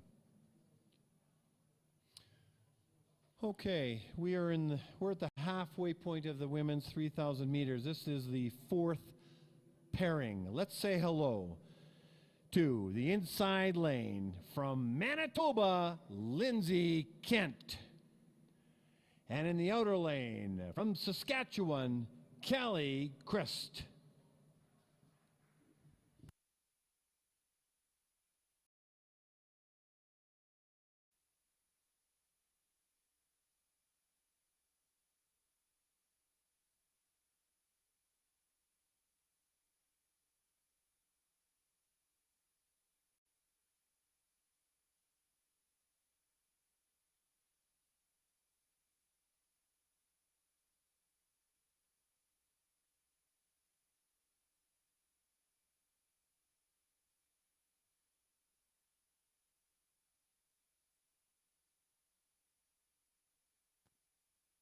All right, they just crossed over in front of me, and their split times for the 200 meters is 20.45 and 20.38, second and third best of all the pairings so far.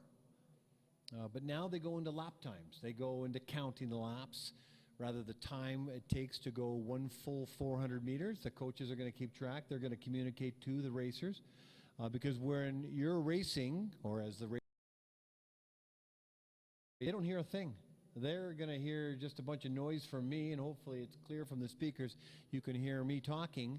But they got their lap times just over 31 seconds. Now let's see what happens for the remaining 6 laps. Now, when I have a longer race like this, I usually like to talk about a couple things, and I was starting the process of telling you why Calgary is the fastest, or some of the fastest ice in the world. It's hard to believe, actually, that they just made the first indoor oval in 1985. What is that, 6 years ago? Since then, 38 ovals, permanent ovals, have been constructed around the world. There's now a third one in Canada. There is one in Fort St. John. There is one, obviously, here in Calgary, and then the Quebec just opened up their indoor oval. And so but where I was going with this is what makes fast ice? Well, first of all, the ice meisters. The ice meisters in Calgary are world renowned. But to make fast ice, not everybody can do it. So what they do, it's a step-by-step process. They cool the concrete pad. Imagine there's no ice on the concrete pad. They cool that to -7. And then they put some organic compound that creates an antifreeze formation. They call it glycol. They put it through the pipes that's embedded in the concrete, so you can't see that. Then they apply 3 coats of demineralized water, not tap water. Okay, lap times right now are in the 33 range, so you see they've come up a second and a bit. But the ice meisters apply 3 light coats of demineralized water, and they spray it on the pad, and it freezes instantly. Then the ice, if we did it and we didn't paint it, it would look white. But the ice looks incredibly white. Not white like my teeth, because my teeth aren't that white. But they're white, and what they do is they spray the ice surface with 5 immediately. Then they apply dots and lines and logos like sponsors, like Intac Insurance, I believe I mentioned, was the main insurance, primary insurance of the championships. Give them business when you can. And they have lanes. And then what they do is they apply water to seal the paint to prevent it from coming to the surface. So the skaters aren't skating on white paint. And then they seal the surface. The ice surface is about 2.5 to 3 centimeters thick. The entire 400 meters. So it's not your local community center rink where it might be thick in the middle and there's no ice in the corners. There we go. There's the lap time for both these skaters. We've got a good race going here, ladies and gentlemen. Lap times have come up in about the 35 range. But these skaters are seniors, and the times for them to beat are their own, basically. And I'll talk more about the ice later. So down the straightaway they go. Their legs are hurting. Their lungs are full. Lindsay and Callie, both their times are in around a 4:11. So let's see how they're gutting it out and pushing each other for the best possible time that they can. There's a lot at stake here. Crossing the line first is Callie Christ at 4:13.15 and Lindsay Kennedy at 4:13.52. Very close. Indeed, I don't believe PBs, but yet an excellent race at the same time. Congratulations, ladies. Okay, it looks like the fifth pairing is ready to go in the inside lane from British Columbia, Abigail McCluskey. And in the outer lane from Ontario, Isabel Weideman.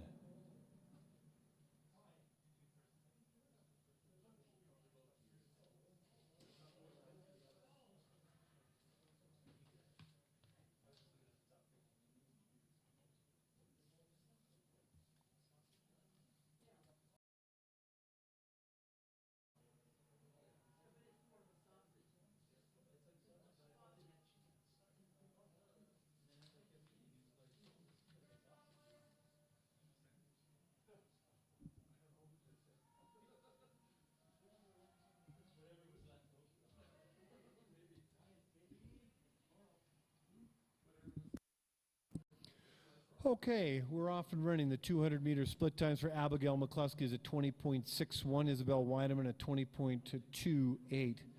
What you're witnessing right now are two prolific female speed skaters that have represented Canada on the world circuit, Isabel Weideman and Abigail McCluskey. We could see some sub-4 times here in the 3,000 meters. It's quite possible with these two skaters. The ice is fast. The weather actually has something to do with it, not necessarily get the time, and the ice, of course, to make it as fast as possible, but sometimes the weather circumstances, when you have a low pressure system, sometimes that you'll find times a little faster, especially in higher elevation locations like Alberta.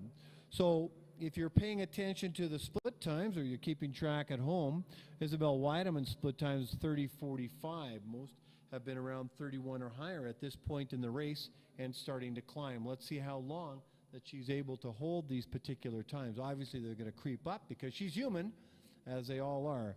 But it's a 7.5 lap race, and they're over 1,000 meters into the race. They're being cheered on by family, and they're being cheered on by friends. Isabel Weideman's lap time is 30:39, so she's holding in there well.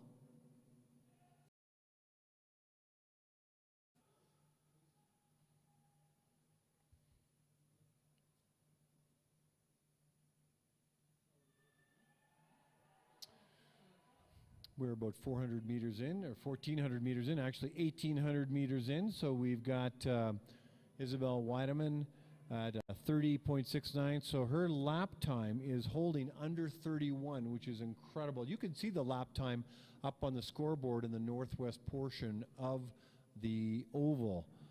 And Abigail McCluskey's time, lap time, is 32:85. So Isabel Weideman is in a commanding lead between these two pairings. We'll find out how it matches up against her time that she's looking to beat. Let's see if I can find some music.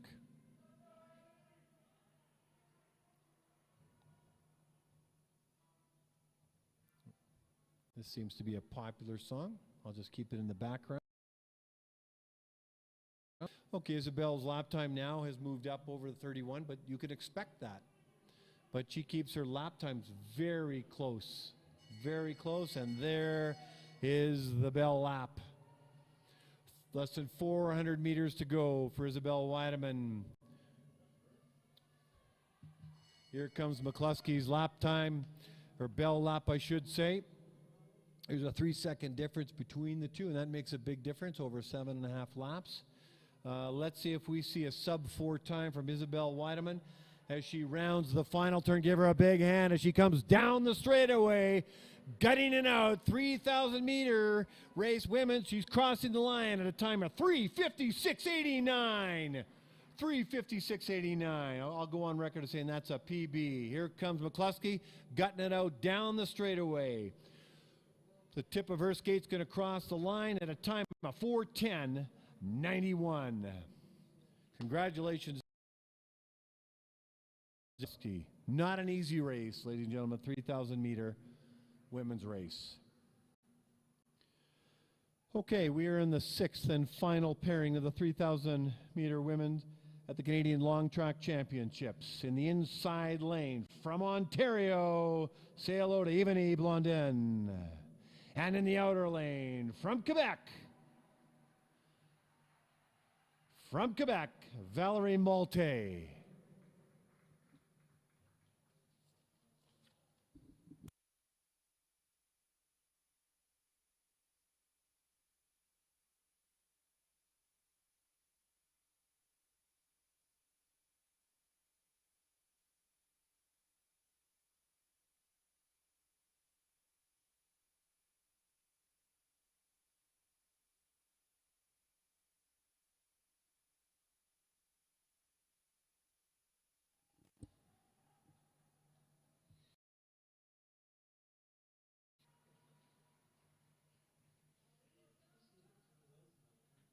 Okay, as you would expect in the final pairing, the two fastest times for the opening 200 meters, Yvonne Blondin in at 19.58.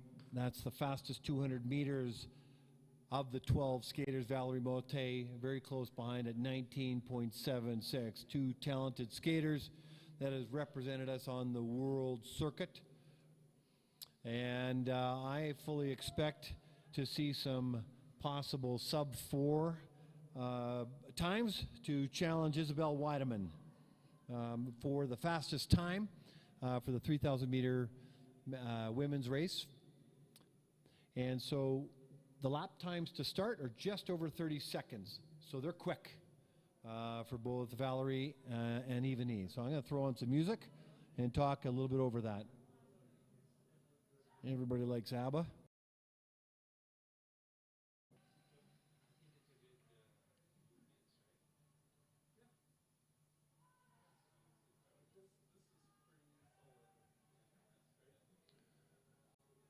If you notice on the straightaway when they cross over to switch lanes, you might find them in single file because the skater behind wants to catch the draft of the skater in front, because when you're skating 7.5 laps and you want to keep your lap time down,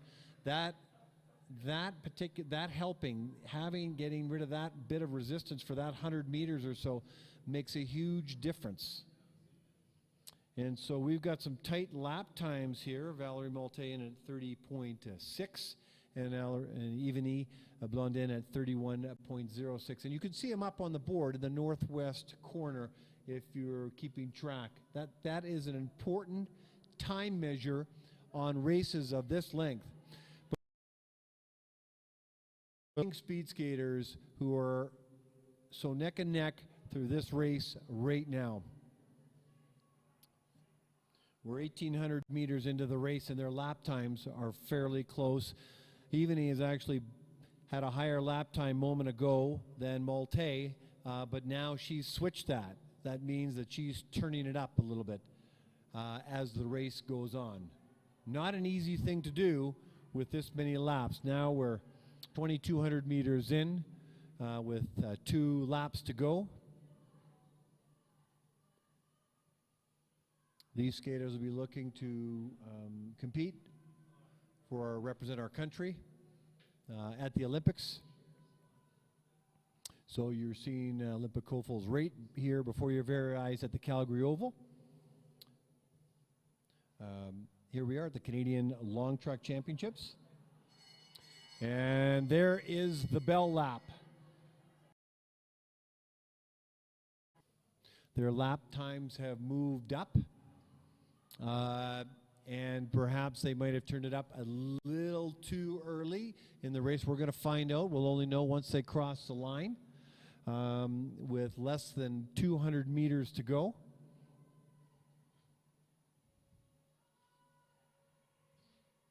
And this is where they're giving it all they got. And crossing the finish line first is Evanie Blondin with a time of 3:59.99. 3:59.99, sub 4. And Valerie Malte in at 4:01.24. That may be a PB for Malte. So 2 sub 4s. And then after that, 4 and over. Congratulations, Evanie and Valerie and the rest of the women. So Isabel Weideman will take first place with a time of 3:56.89. Second at 3:59.99. Valerie Malte will take the third place at 4:01.23. Unofficially, I'm saying. I'm not going on record and signing off over the microphone that these are officials until the referees get in and sign it off. I believe we're going to have an ice resurfacing, and we're going to come back at 6:30, but we will be doing a medal presentation. And Rona Hathaway will be giving out the medals to Isabel Weideman, Evanie Blondin, and Valerie Malte. Congratulations, ladies.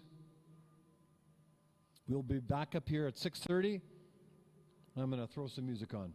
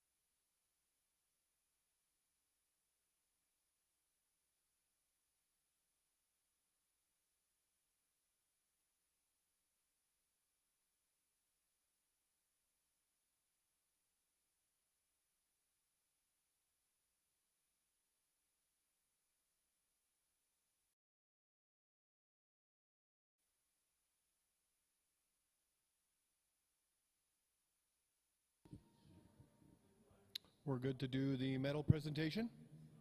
Give me a thumbs up. It's, we got Rona Hathaway. Rona, you're down there, yes? Can you hear me, Rona? I can't tell. I'll just trust it. Okay, perfect. We're about to crown the three fastest female 3,000 meter skaters in the Canadian Long Track Championships. I want to give a shout out first to 4 skaters in these 6 pairings that achieved a personal best, because that's what it's all about, getting better each and every time. So Roseanne Grenier, Gabrielle Jelinek, Laura Hall, and Alexis Scott, all personal best. Congratulations, you 4. Give it up for those 4. All right. Marie is going to give out the medals to the top 3. The 3rd fastest time in the 3,000 meters from Quebec with a time of 4:01.23, 1/10 of a second off her personal best. Sorry about that, Valerie Malte, but Valerie Malte. Great effort. Of the 12 skaters, 2 of them went sub-4, the 2nd fastest time from Ontario, who's represented us on a world circuit with a time of 3:59.99, Yvonne Blondin. And also representing us on the world circuit with the fastest time, the crowning achievement, the top fastest time for the 3,000 meter women from Ontario with a time of 3:56.89. Say hello to Isabel Weideman. Now, there you go. Canada's fastest 3,000 meter female skaters. Congratulations. Smile for the camera.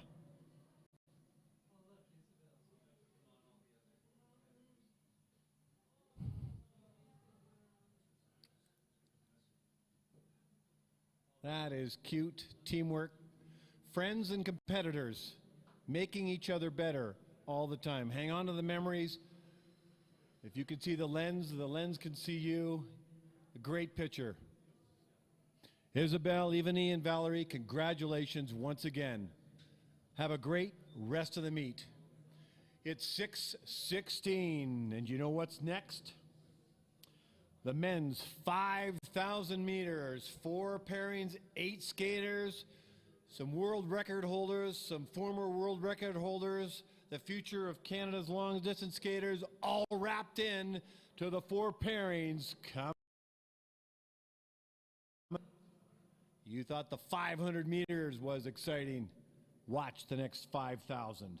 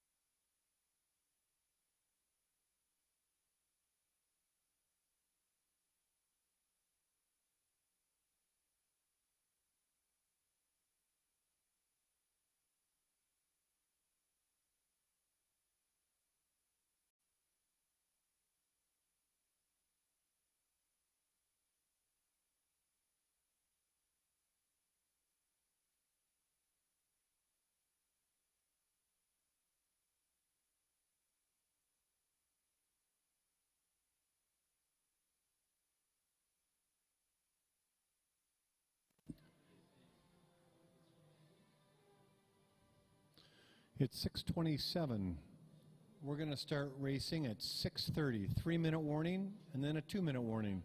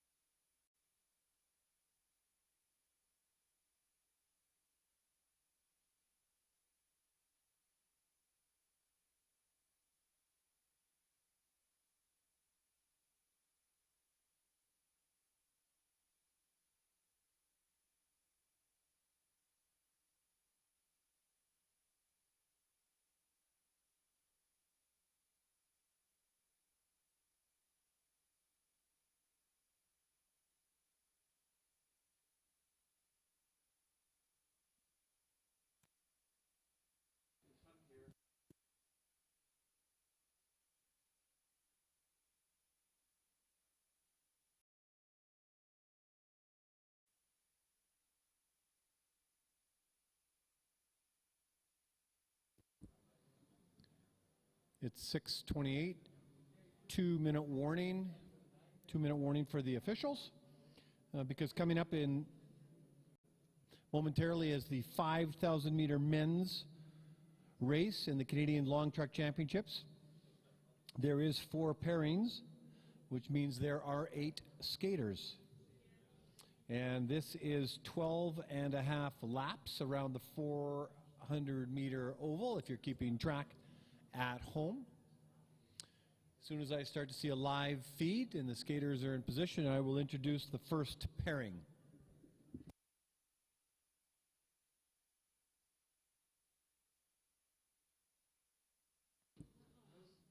I hear a whistle. I'll do the introductions. In the first pairing of the 5,000 meter men's in the Canadian Long Track Championship, from Alberta, Joshua Hathaway. And in the outer lane, from Ontario, Hayden Mayeux.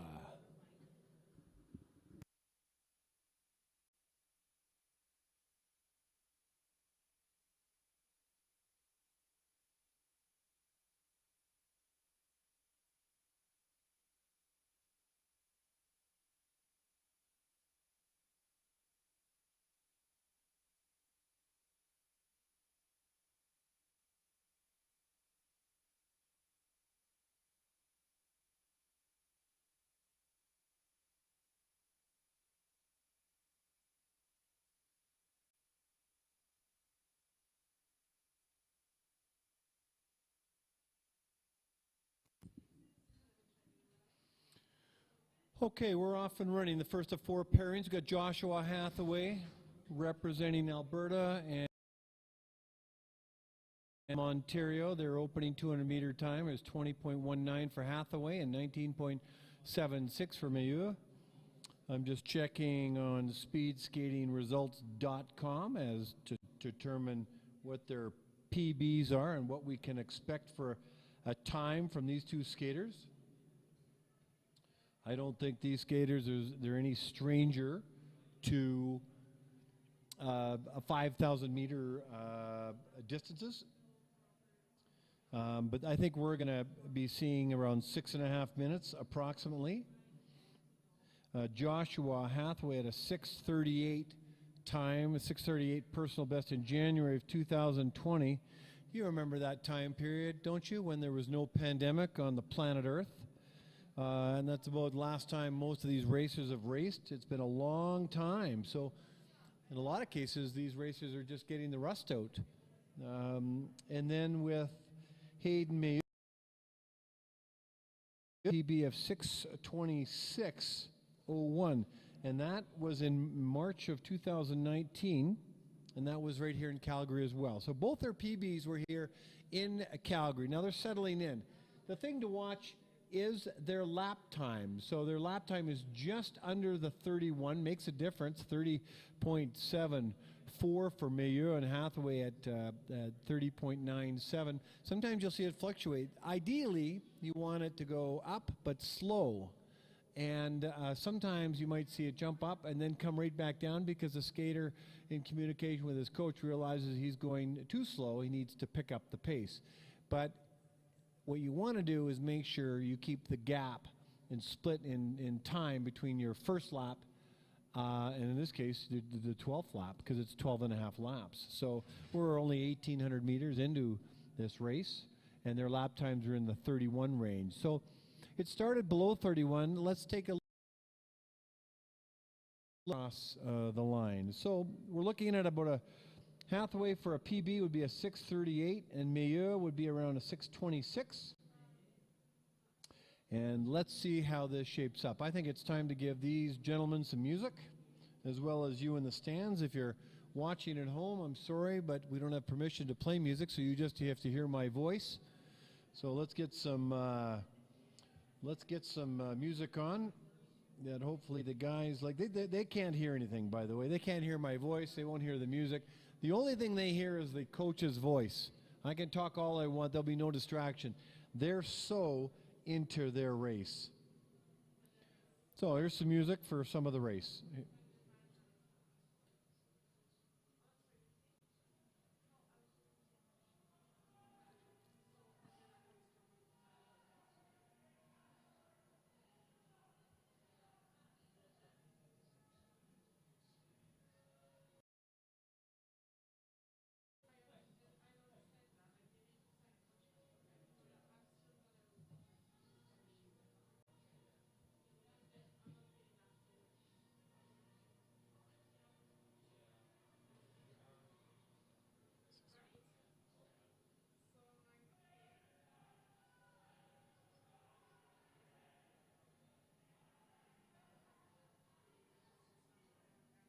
You keeping an eye on their lap time? Mayo's lap time is 31:16. Hathaway in at 31, almost 32.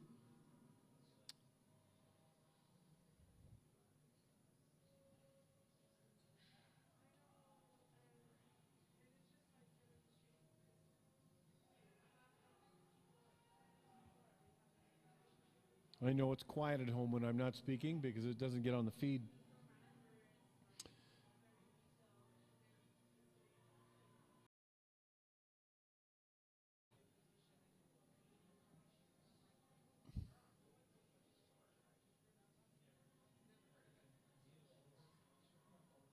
This is the first pairing of the 5,000 meters race, 12 and a half laps in the around a 400-meter oval. Just in case you've just joined us on the YouTube feed, we're at the Canadian Long Track Championships, sponsored by our premium sponsor, Intac Insurance. We're going to be 4,200 meters into the race here very shortly. So keep an eye on the lap times. They're not moving up that much, but a half second can make a significant difference. 3,800 meters in with 3 laps to go. These skaters are in absolutely amazing shape, amazing physical condition to hold this kind of pace for 12 and a half laps and to hold their technique.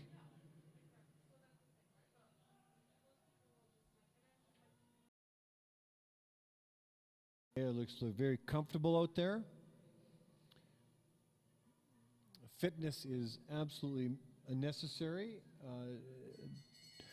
Here we go. Mayor's lap time at the bell lap is 32:83. It's only gone up maybe a second and a half. There's Hathaway and for his bell lap, and so we're going to finish off the race here very shortly. 6:38 Hathaway for his best time, and 6:26 for Maillot as he rounds the final turn down the straightaway, gutting it out. Give him a big hand coming in after 12 laps. He's going to cross the line, and he's going to do so in a time of 6:37.39. 6:37.39, and Joshua Hathaway will cross the line at 6:43.56. Not near their personal best, but keep in mind they haven't been racing for over a year and a half. as the season goes on.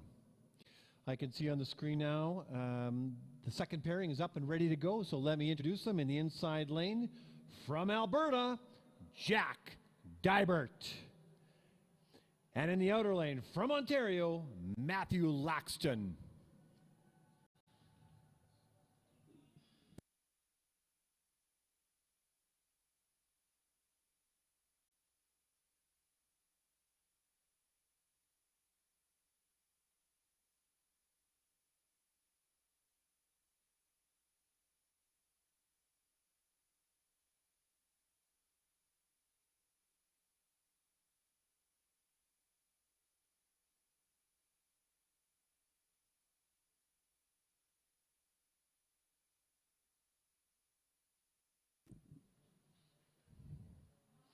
Okay, here we go. The 200-meter split time is 19.14 for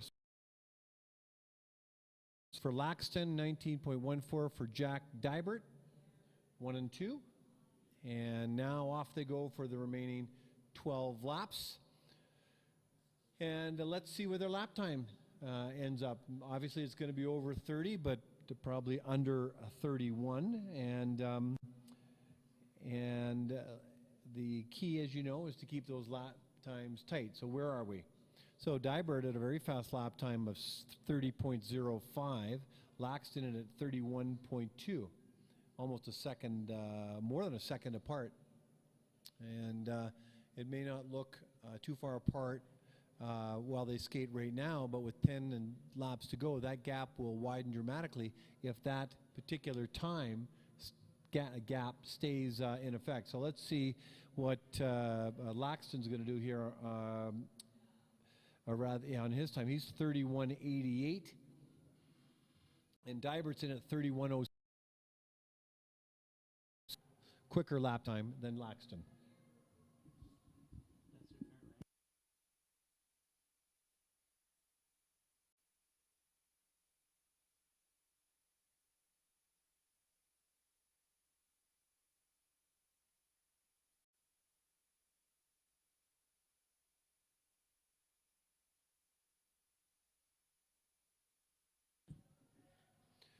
Okay, so Dybert is keeping his lap time under 31. Laxton's at 31.87.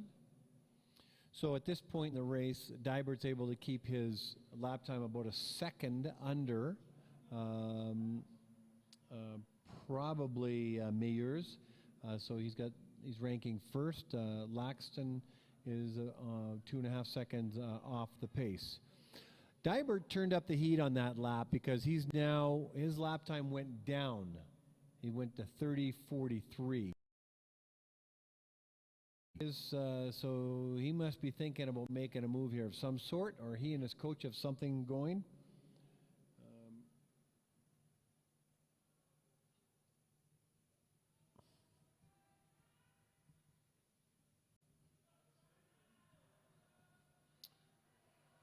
So Dybert's up to something because his lap time is at 30.45. It's coming down. It's not going up. Now remember, what's at stake here? Staying on the national team, competing for the World Cups, getting ready to qualify for the Olympics in Quebec City. It's all part of a larger mosaic at play here for these skaters over a long season, over their careers that they sit and map out with their coaches. Dybert's looking really quite strong. And let's see how he makes out here. The lap time of 30.34. So Dybert's in at 30.34, Laxton in at 31.77. Yeah, Dybert's up to something. His times are going down. That's usually the other way around. He's looking very strong, holding his technique.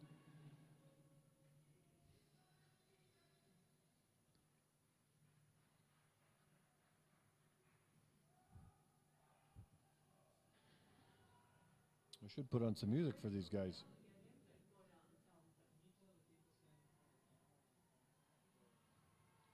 Okay, after 3,000 meters, Jack Dybert's time is holding in at 30.43. 30.80. So he's still holding under.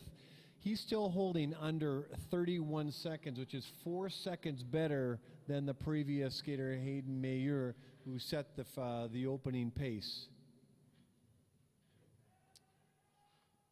The yelling you hear is coaches.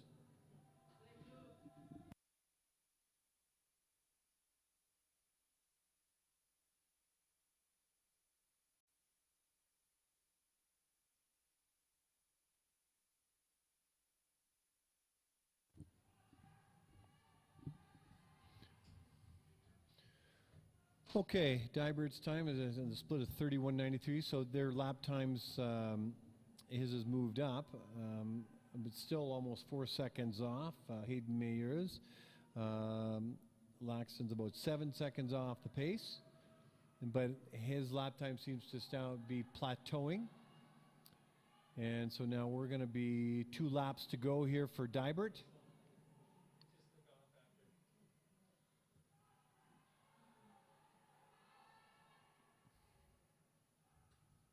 This is a 12.5 lap race for 5,000 meters. In case you've just joined us on the YouTube 4 pairings. Remember, these are the fastest long track speed skaters in Canada, vying for a crowning achievement for each of the distances. And there, if you can hear it on the YouTube, and we can certainly hear it in the bowl, Jack Dybert's bell lap. His lap is now up to 34.14. That's to be expected. Laxton's bell lap. So what we're looking for, Jack Dybert's personal best is just over 6:35. Matthew Laxton's in at 6:43. Let's see how they make out. Here comes Dybert in the final stretch. He must be absolutely exhausted. Who wouldn't be after 12.5 laps? Gutting it out. Give him the cheer all the way to the finish line. Jack Dybert's going to cross the finish line at 6:38.02, 6:38.02, 3 seconds off his PB, but a great race nonetheless. And here comes Matthew Laxton at 6:47. 35, about 4 seconds off his PB, but also a great race. Congratulations, gentlemen.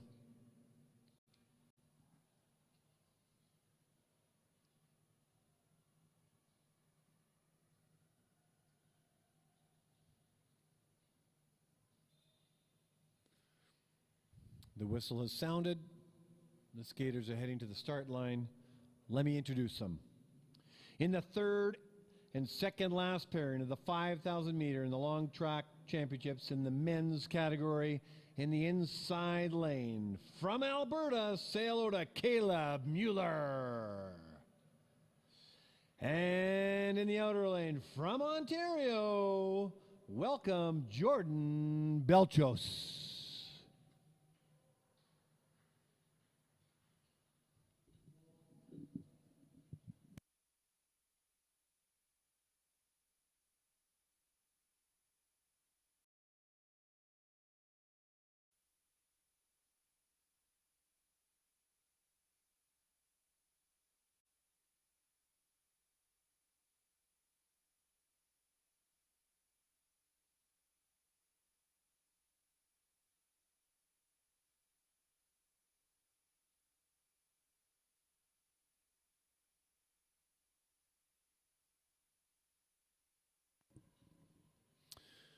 And we're off.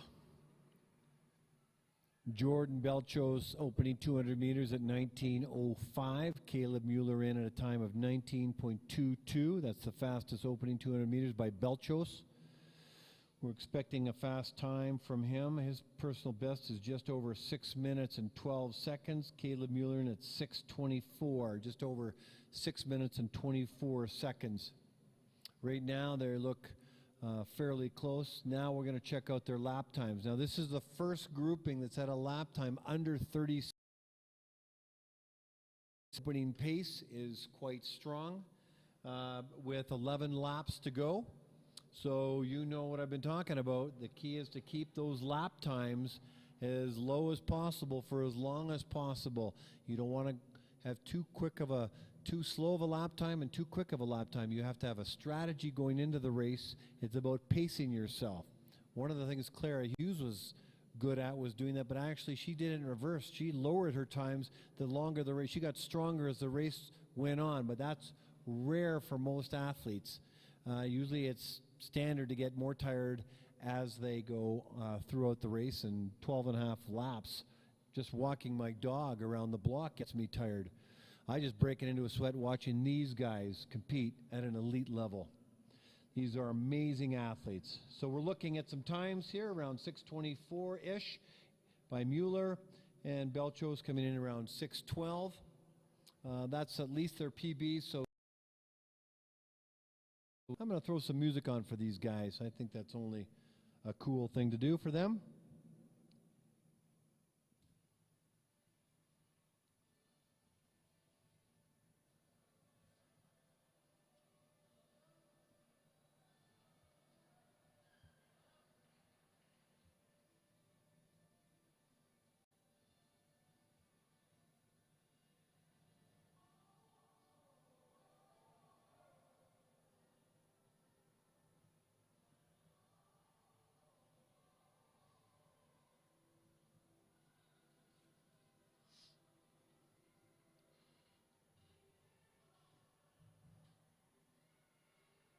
Are you noticing the lap times? Belchos is still holding his under 30 seconds.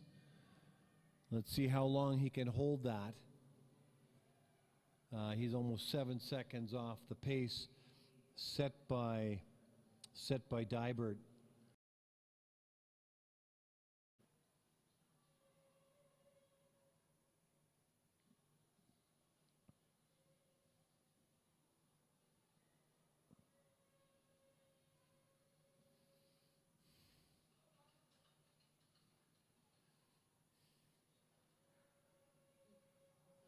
So Jordan Belcho's lap time is at 29:83. He hasn't broken 30 yet. That's remarkable. And these skaters are prolific at this level. They hardly look like they're working that hard, but they've trained many years to master their technique, and then you layer in the fitness, and they're able to hold this technique longer. Belcho's time after 3,000 meters, is still under 30 seconds. That's incredible. He's 9 seconds off the previous skater. That would be who set the pace, Dybert. So this is the first. There are two in this race in terms of lap times and time period. Less than 2,000 meters to go in a 5,000 meter race. If you just joined us on YouTube or apparently Facebook, I'm told, but that can be confirmed. You're watching the 5,000 meter Canadian Long Track Championships men's category. This is a third of 4 pairings in day 1 of a 5-day meet. The Canadian Long Track Championships enmeshed and commingled with Oval International. 2 separate meets over 5 days, taking us right to Sunday. Boy, is it good to be back speed skating after a year and a half off, unless if you were fortunate enough to be in the bubble in Europe. Now Belcho's lap time has moved up over 30 seconds, but it only took about 8 or 9 laps to get there. It just shows the level of conditioning he is in, as well as Mueller and all these other skaters to hold these lap times so consistent. It takes years to build a speed skater, to shape a speed skater in fitness. They train in blocks, in short blocks, long blocks, over many, many years. And they layer it in, and then of course, they look to have peak performances in their career.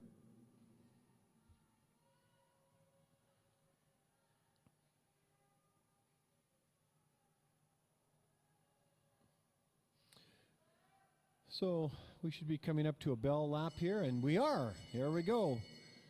Jordan Belchos is leading the charge in this 2-skater race between Caleb Mueller and Jordan Belchos. Let's see how he finishes off.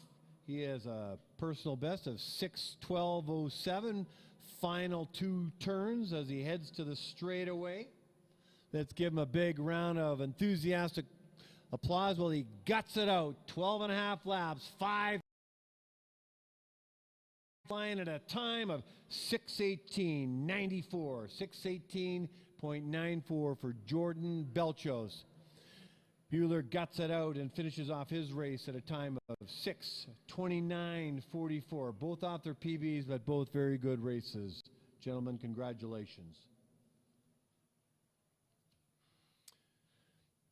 After this next race, we'll have one more race, a solo 500-meter race. Frank Roth will race the 500 meters, in which he fell during the 500-meter race, but it'll be mostly for ranking as opposed to time. The final pairing number 4, world record holders, former world record holders, talented skaters, and represented our country in the inside lane from Alberta, Ted Jan Bloemen. And in the outer lane from Saskatchewan, Graham Fish.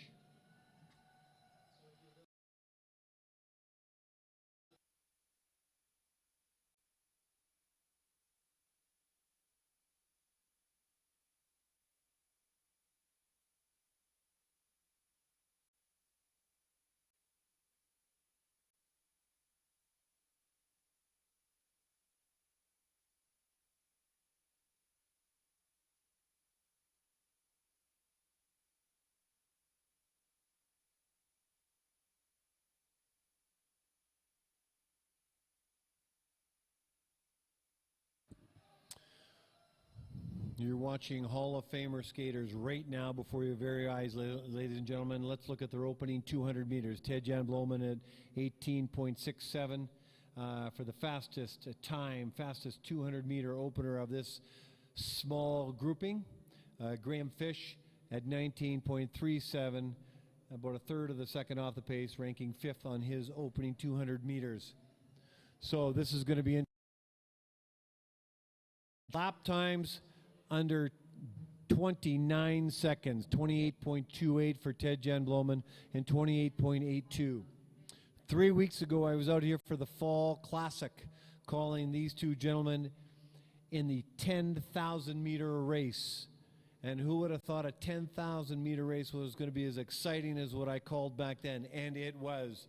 Bloemen had Fish for the first 10 laps, then Fish took the next 10 or 11 laps, and then Ted Jan took it with the last 2 or 3 laps remaining, both of them giving it their all. They're both friends and competitors on and off the ice, making the best, bringing the best out in each of them. They're both extremely talented, incredibly fit, and a standard for other skaters who look to skate long distances like these two skaters. So let's take a look at their lap time. So Bloemen's lap time is well under 29 seconds actually. It's 28.59. Graham a little higher the previous lap. I think he probably wants to bring that down a little bit and stay close to Ted throughout the race. But you're watching Canada's finest long track skaters before your very eyes, whether you're live in the oval, in this, or you're watching it on YouTube or Facebook. If I get a head nod, yes. Facebook, YouTube, CBC. That's the first I've mentioned them. So CBC is also streaming this as well. So you're getting a taste of potentially the Olympic qualifiers. The times. So Ted Jan Bloemen's personal best, which I believe would be a world record holder and a Canadian record, will be just over 6 minutes and 1 second. Minutes 6 seconds. So you would think by those times that that's how they would finish up the race. But let's see what happens. These two are fierce competitors. They know they're competing against the clock. Tell everybody in that corner.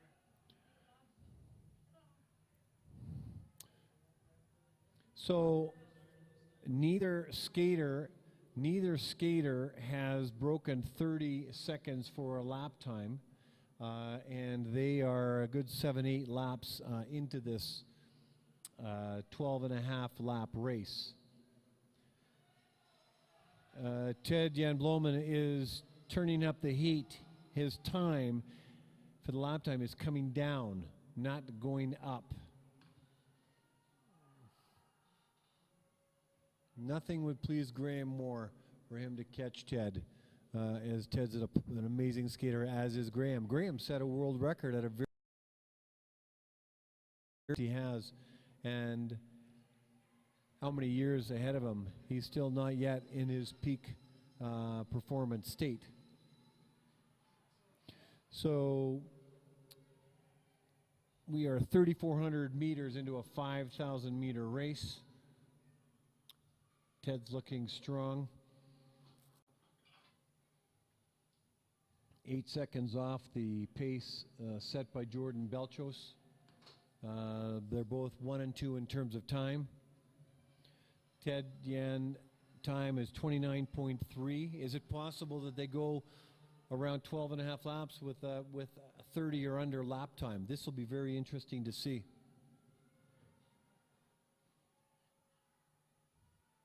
Make no mistake about it, they know where each other is out there, but they also have their own race to race. Their job is to bring out the best in each other, because at the end of the day, you're competing against. Go. Ted Jan Bloemen's got a 29.37 lap time, 29.85 for Graham. Wouldn't it be cool if both of them PB'd?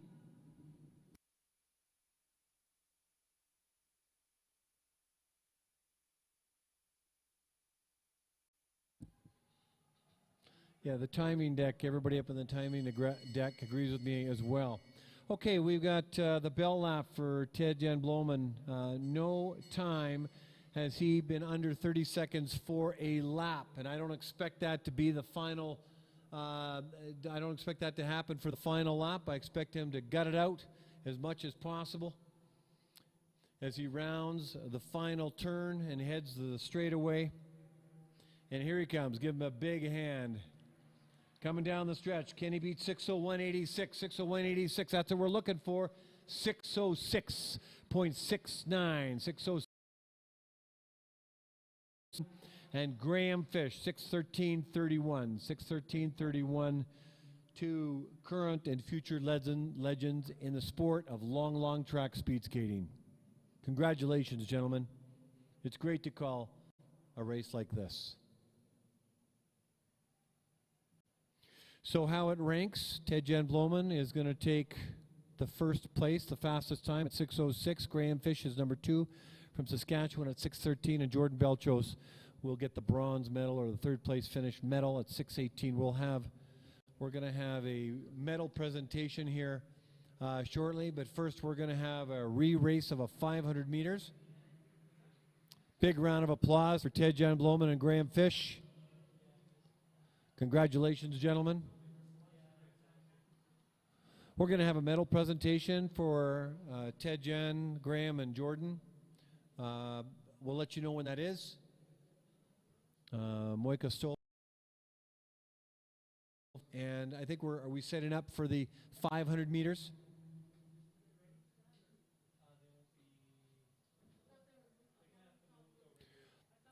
There'll be a moment to set up. Will be a moment to set up the course for 500 meters. Now, the reason we're doing this is Frank Roth unfortunately fell in his race and asked for a re-race, and my understanding is that it will help in the ranking. May not necessarily the time, but the ranking. So that's my understanding.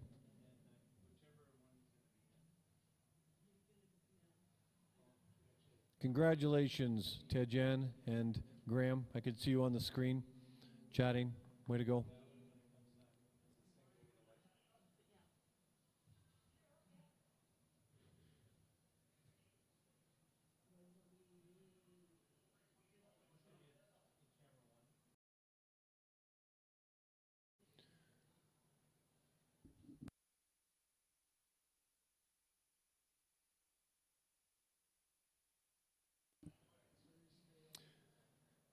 Okay, we're just setting up right now for the 500 meters, this race, this re-race for Frank Roth.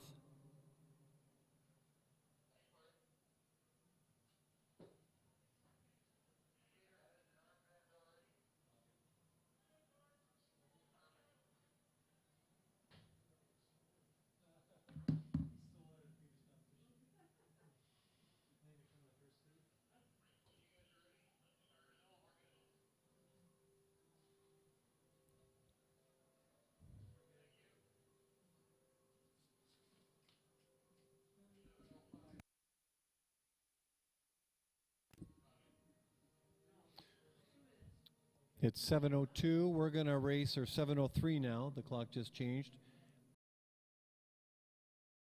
Race at 7:05. 2-minute warning.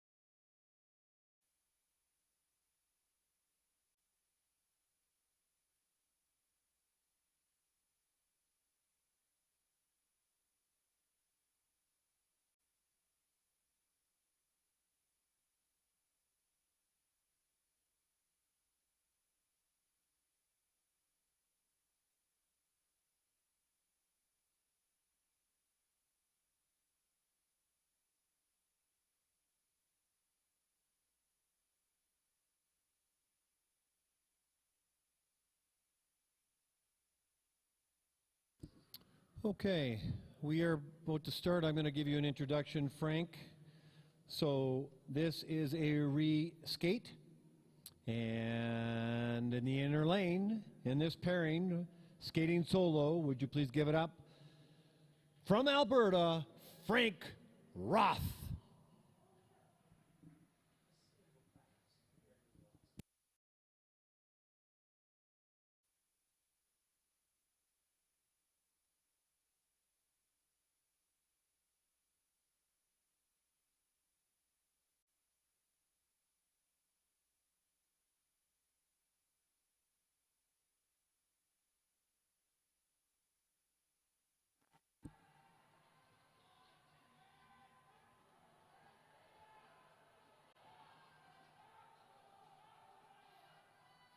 All right, Frank's opening time is 10:03. Frank has a personal best of 35:10 on September 25th of this year.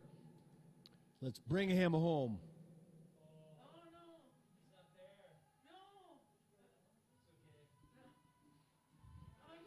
Here comes Frank rounding the turn on the straightaway. Giving it all. Can he beat his time at 35:10? He crosses the line at 35:85, off by 7/100ths of a second. 35:85, Frank Roth from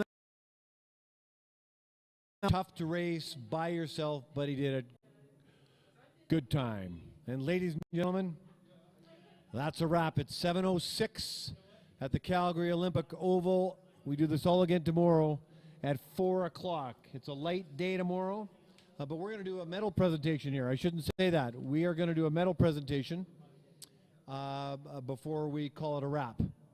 I see Moika Stoffel's down there. We just need 3 skaters.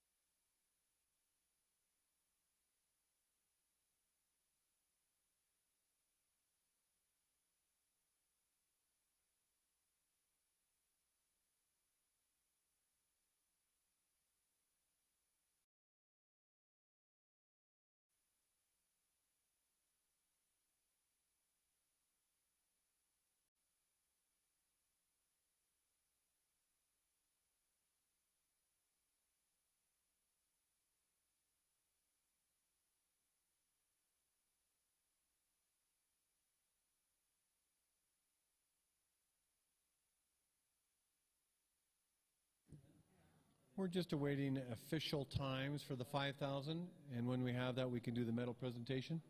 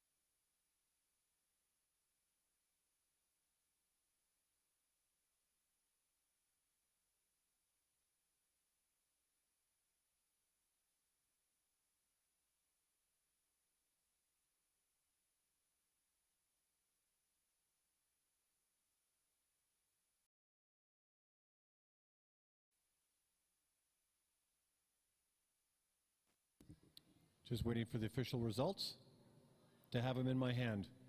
We know the ranking, I just want to have the times.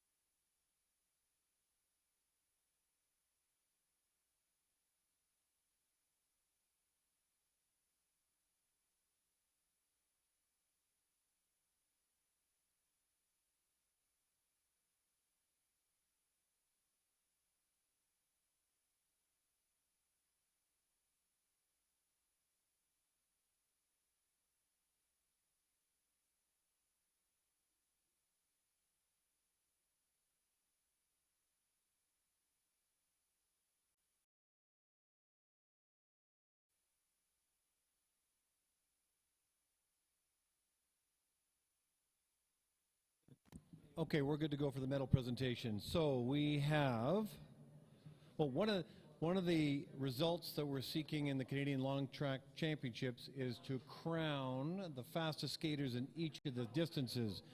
We've got the top three with the top, obviously one takes the fastest time. Watching these skaters is nothing short of amazing, not to mention their conditioning and their technique. Future Hall of Famers representing our country at the highest level. This is the 5,000 meter men's results, and taking the third position with a time of 6:18.94 from Ontario. Give it up for Jordan Belchos. I had an opportunity to meet this next gentleman with his roommates, giving him some food.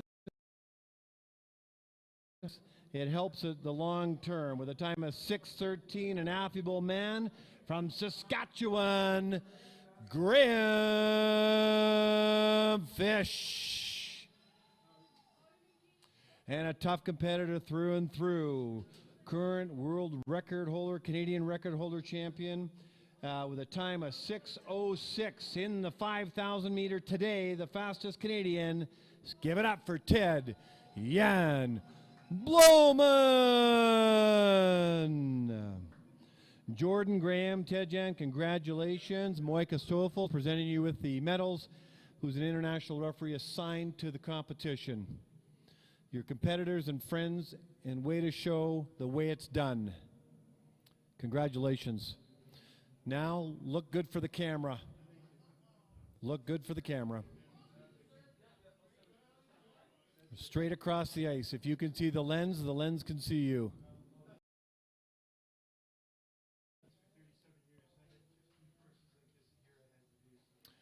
Give these guys a big round of applause. Not everybody can do 12 and a half laps, keeping their lap times 30 seconds or less.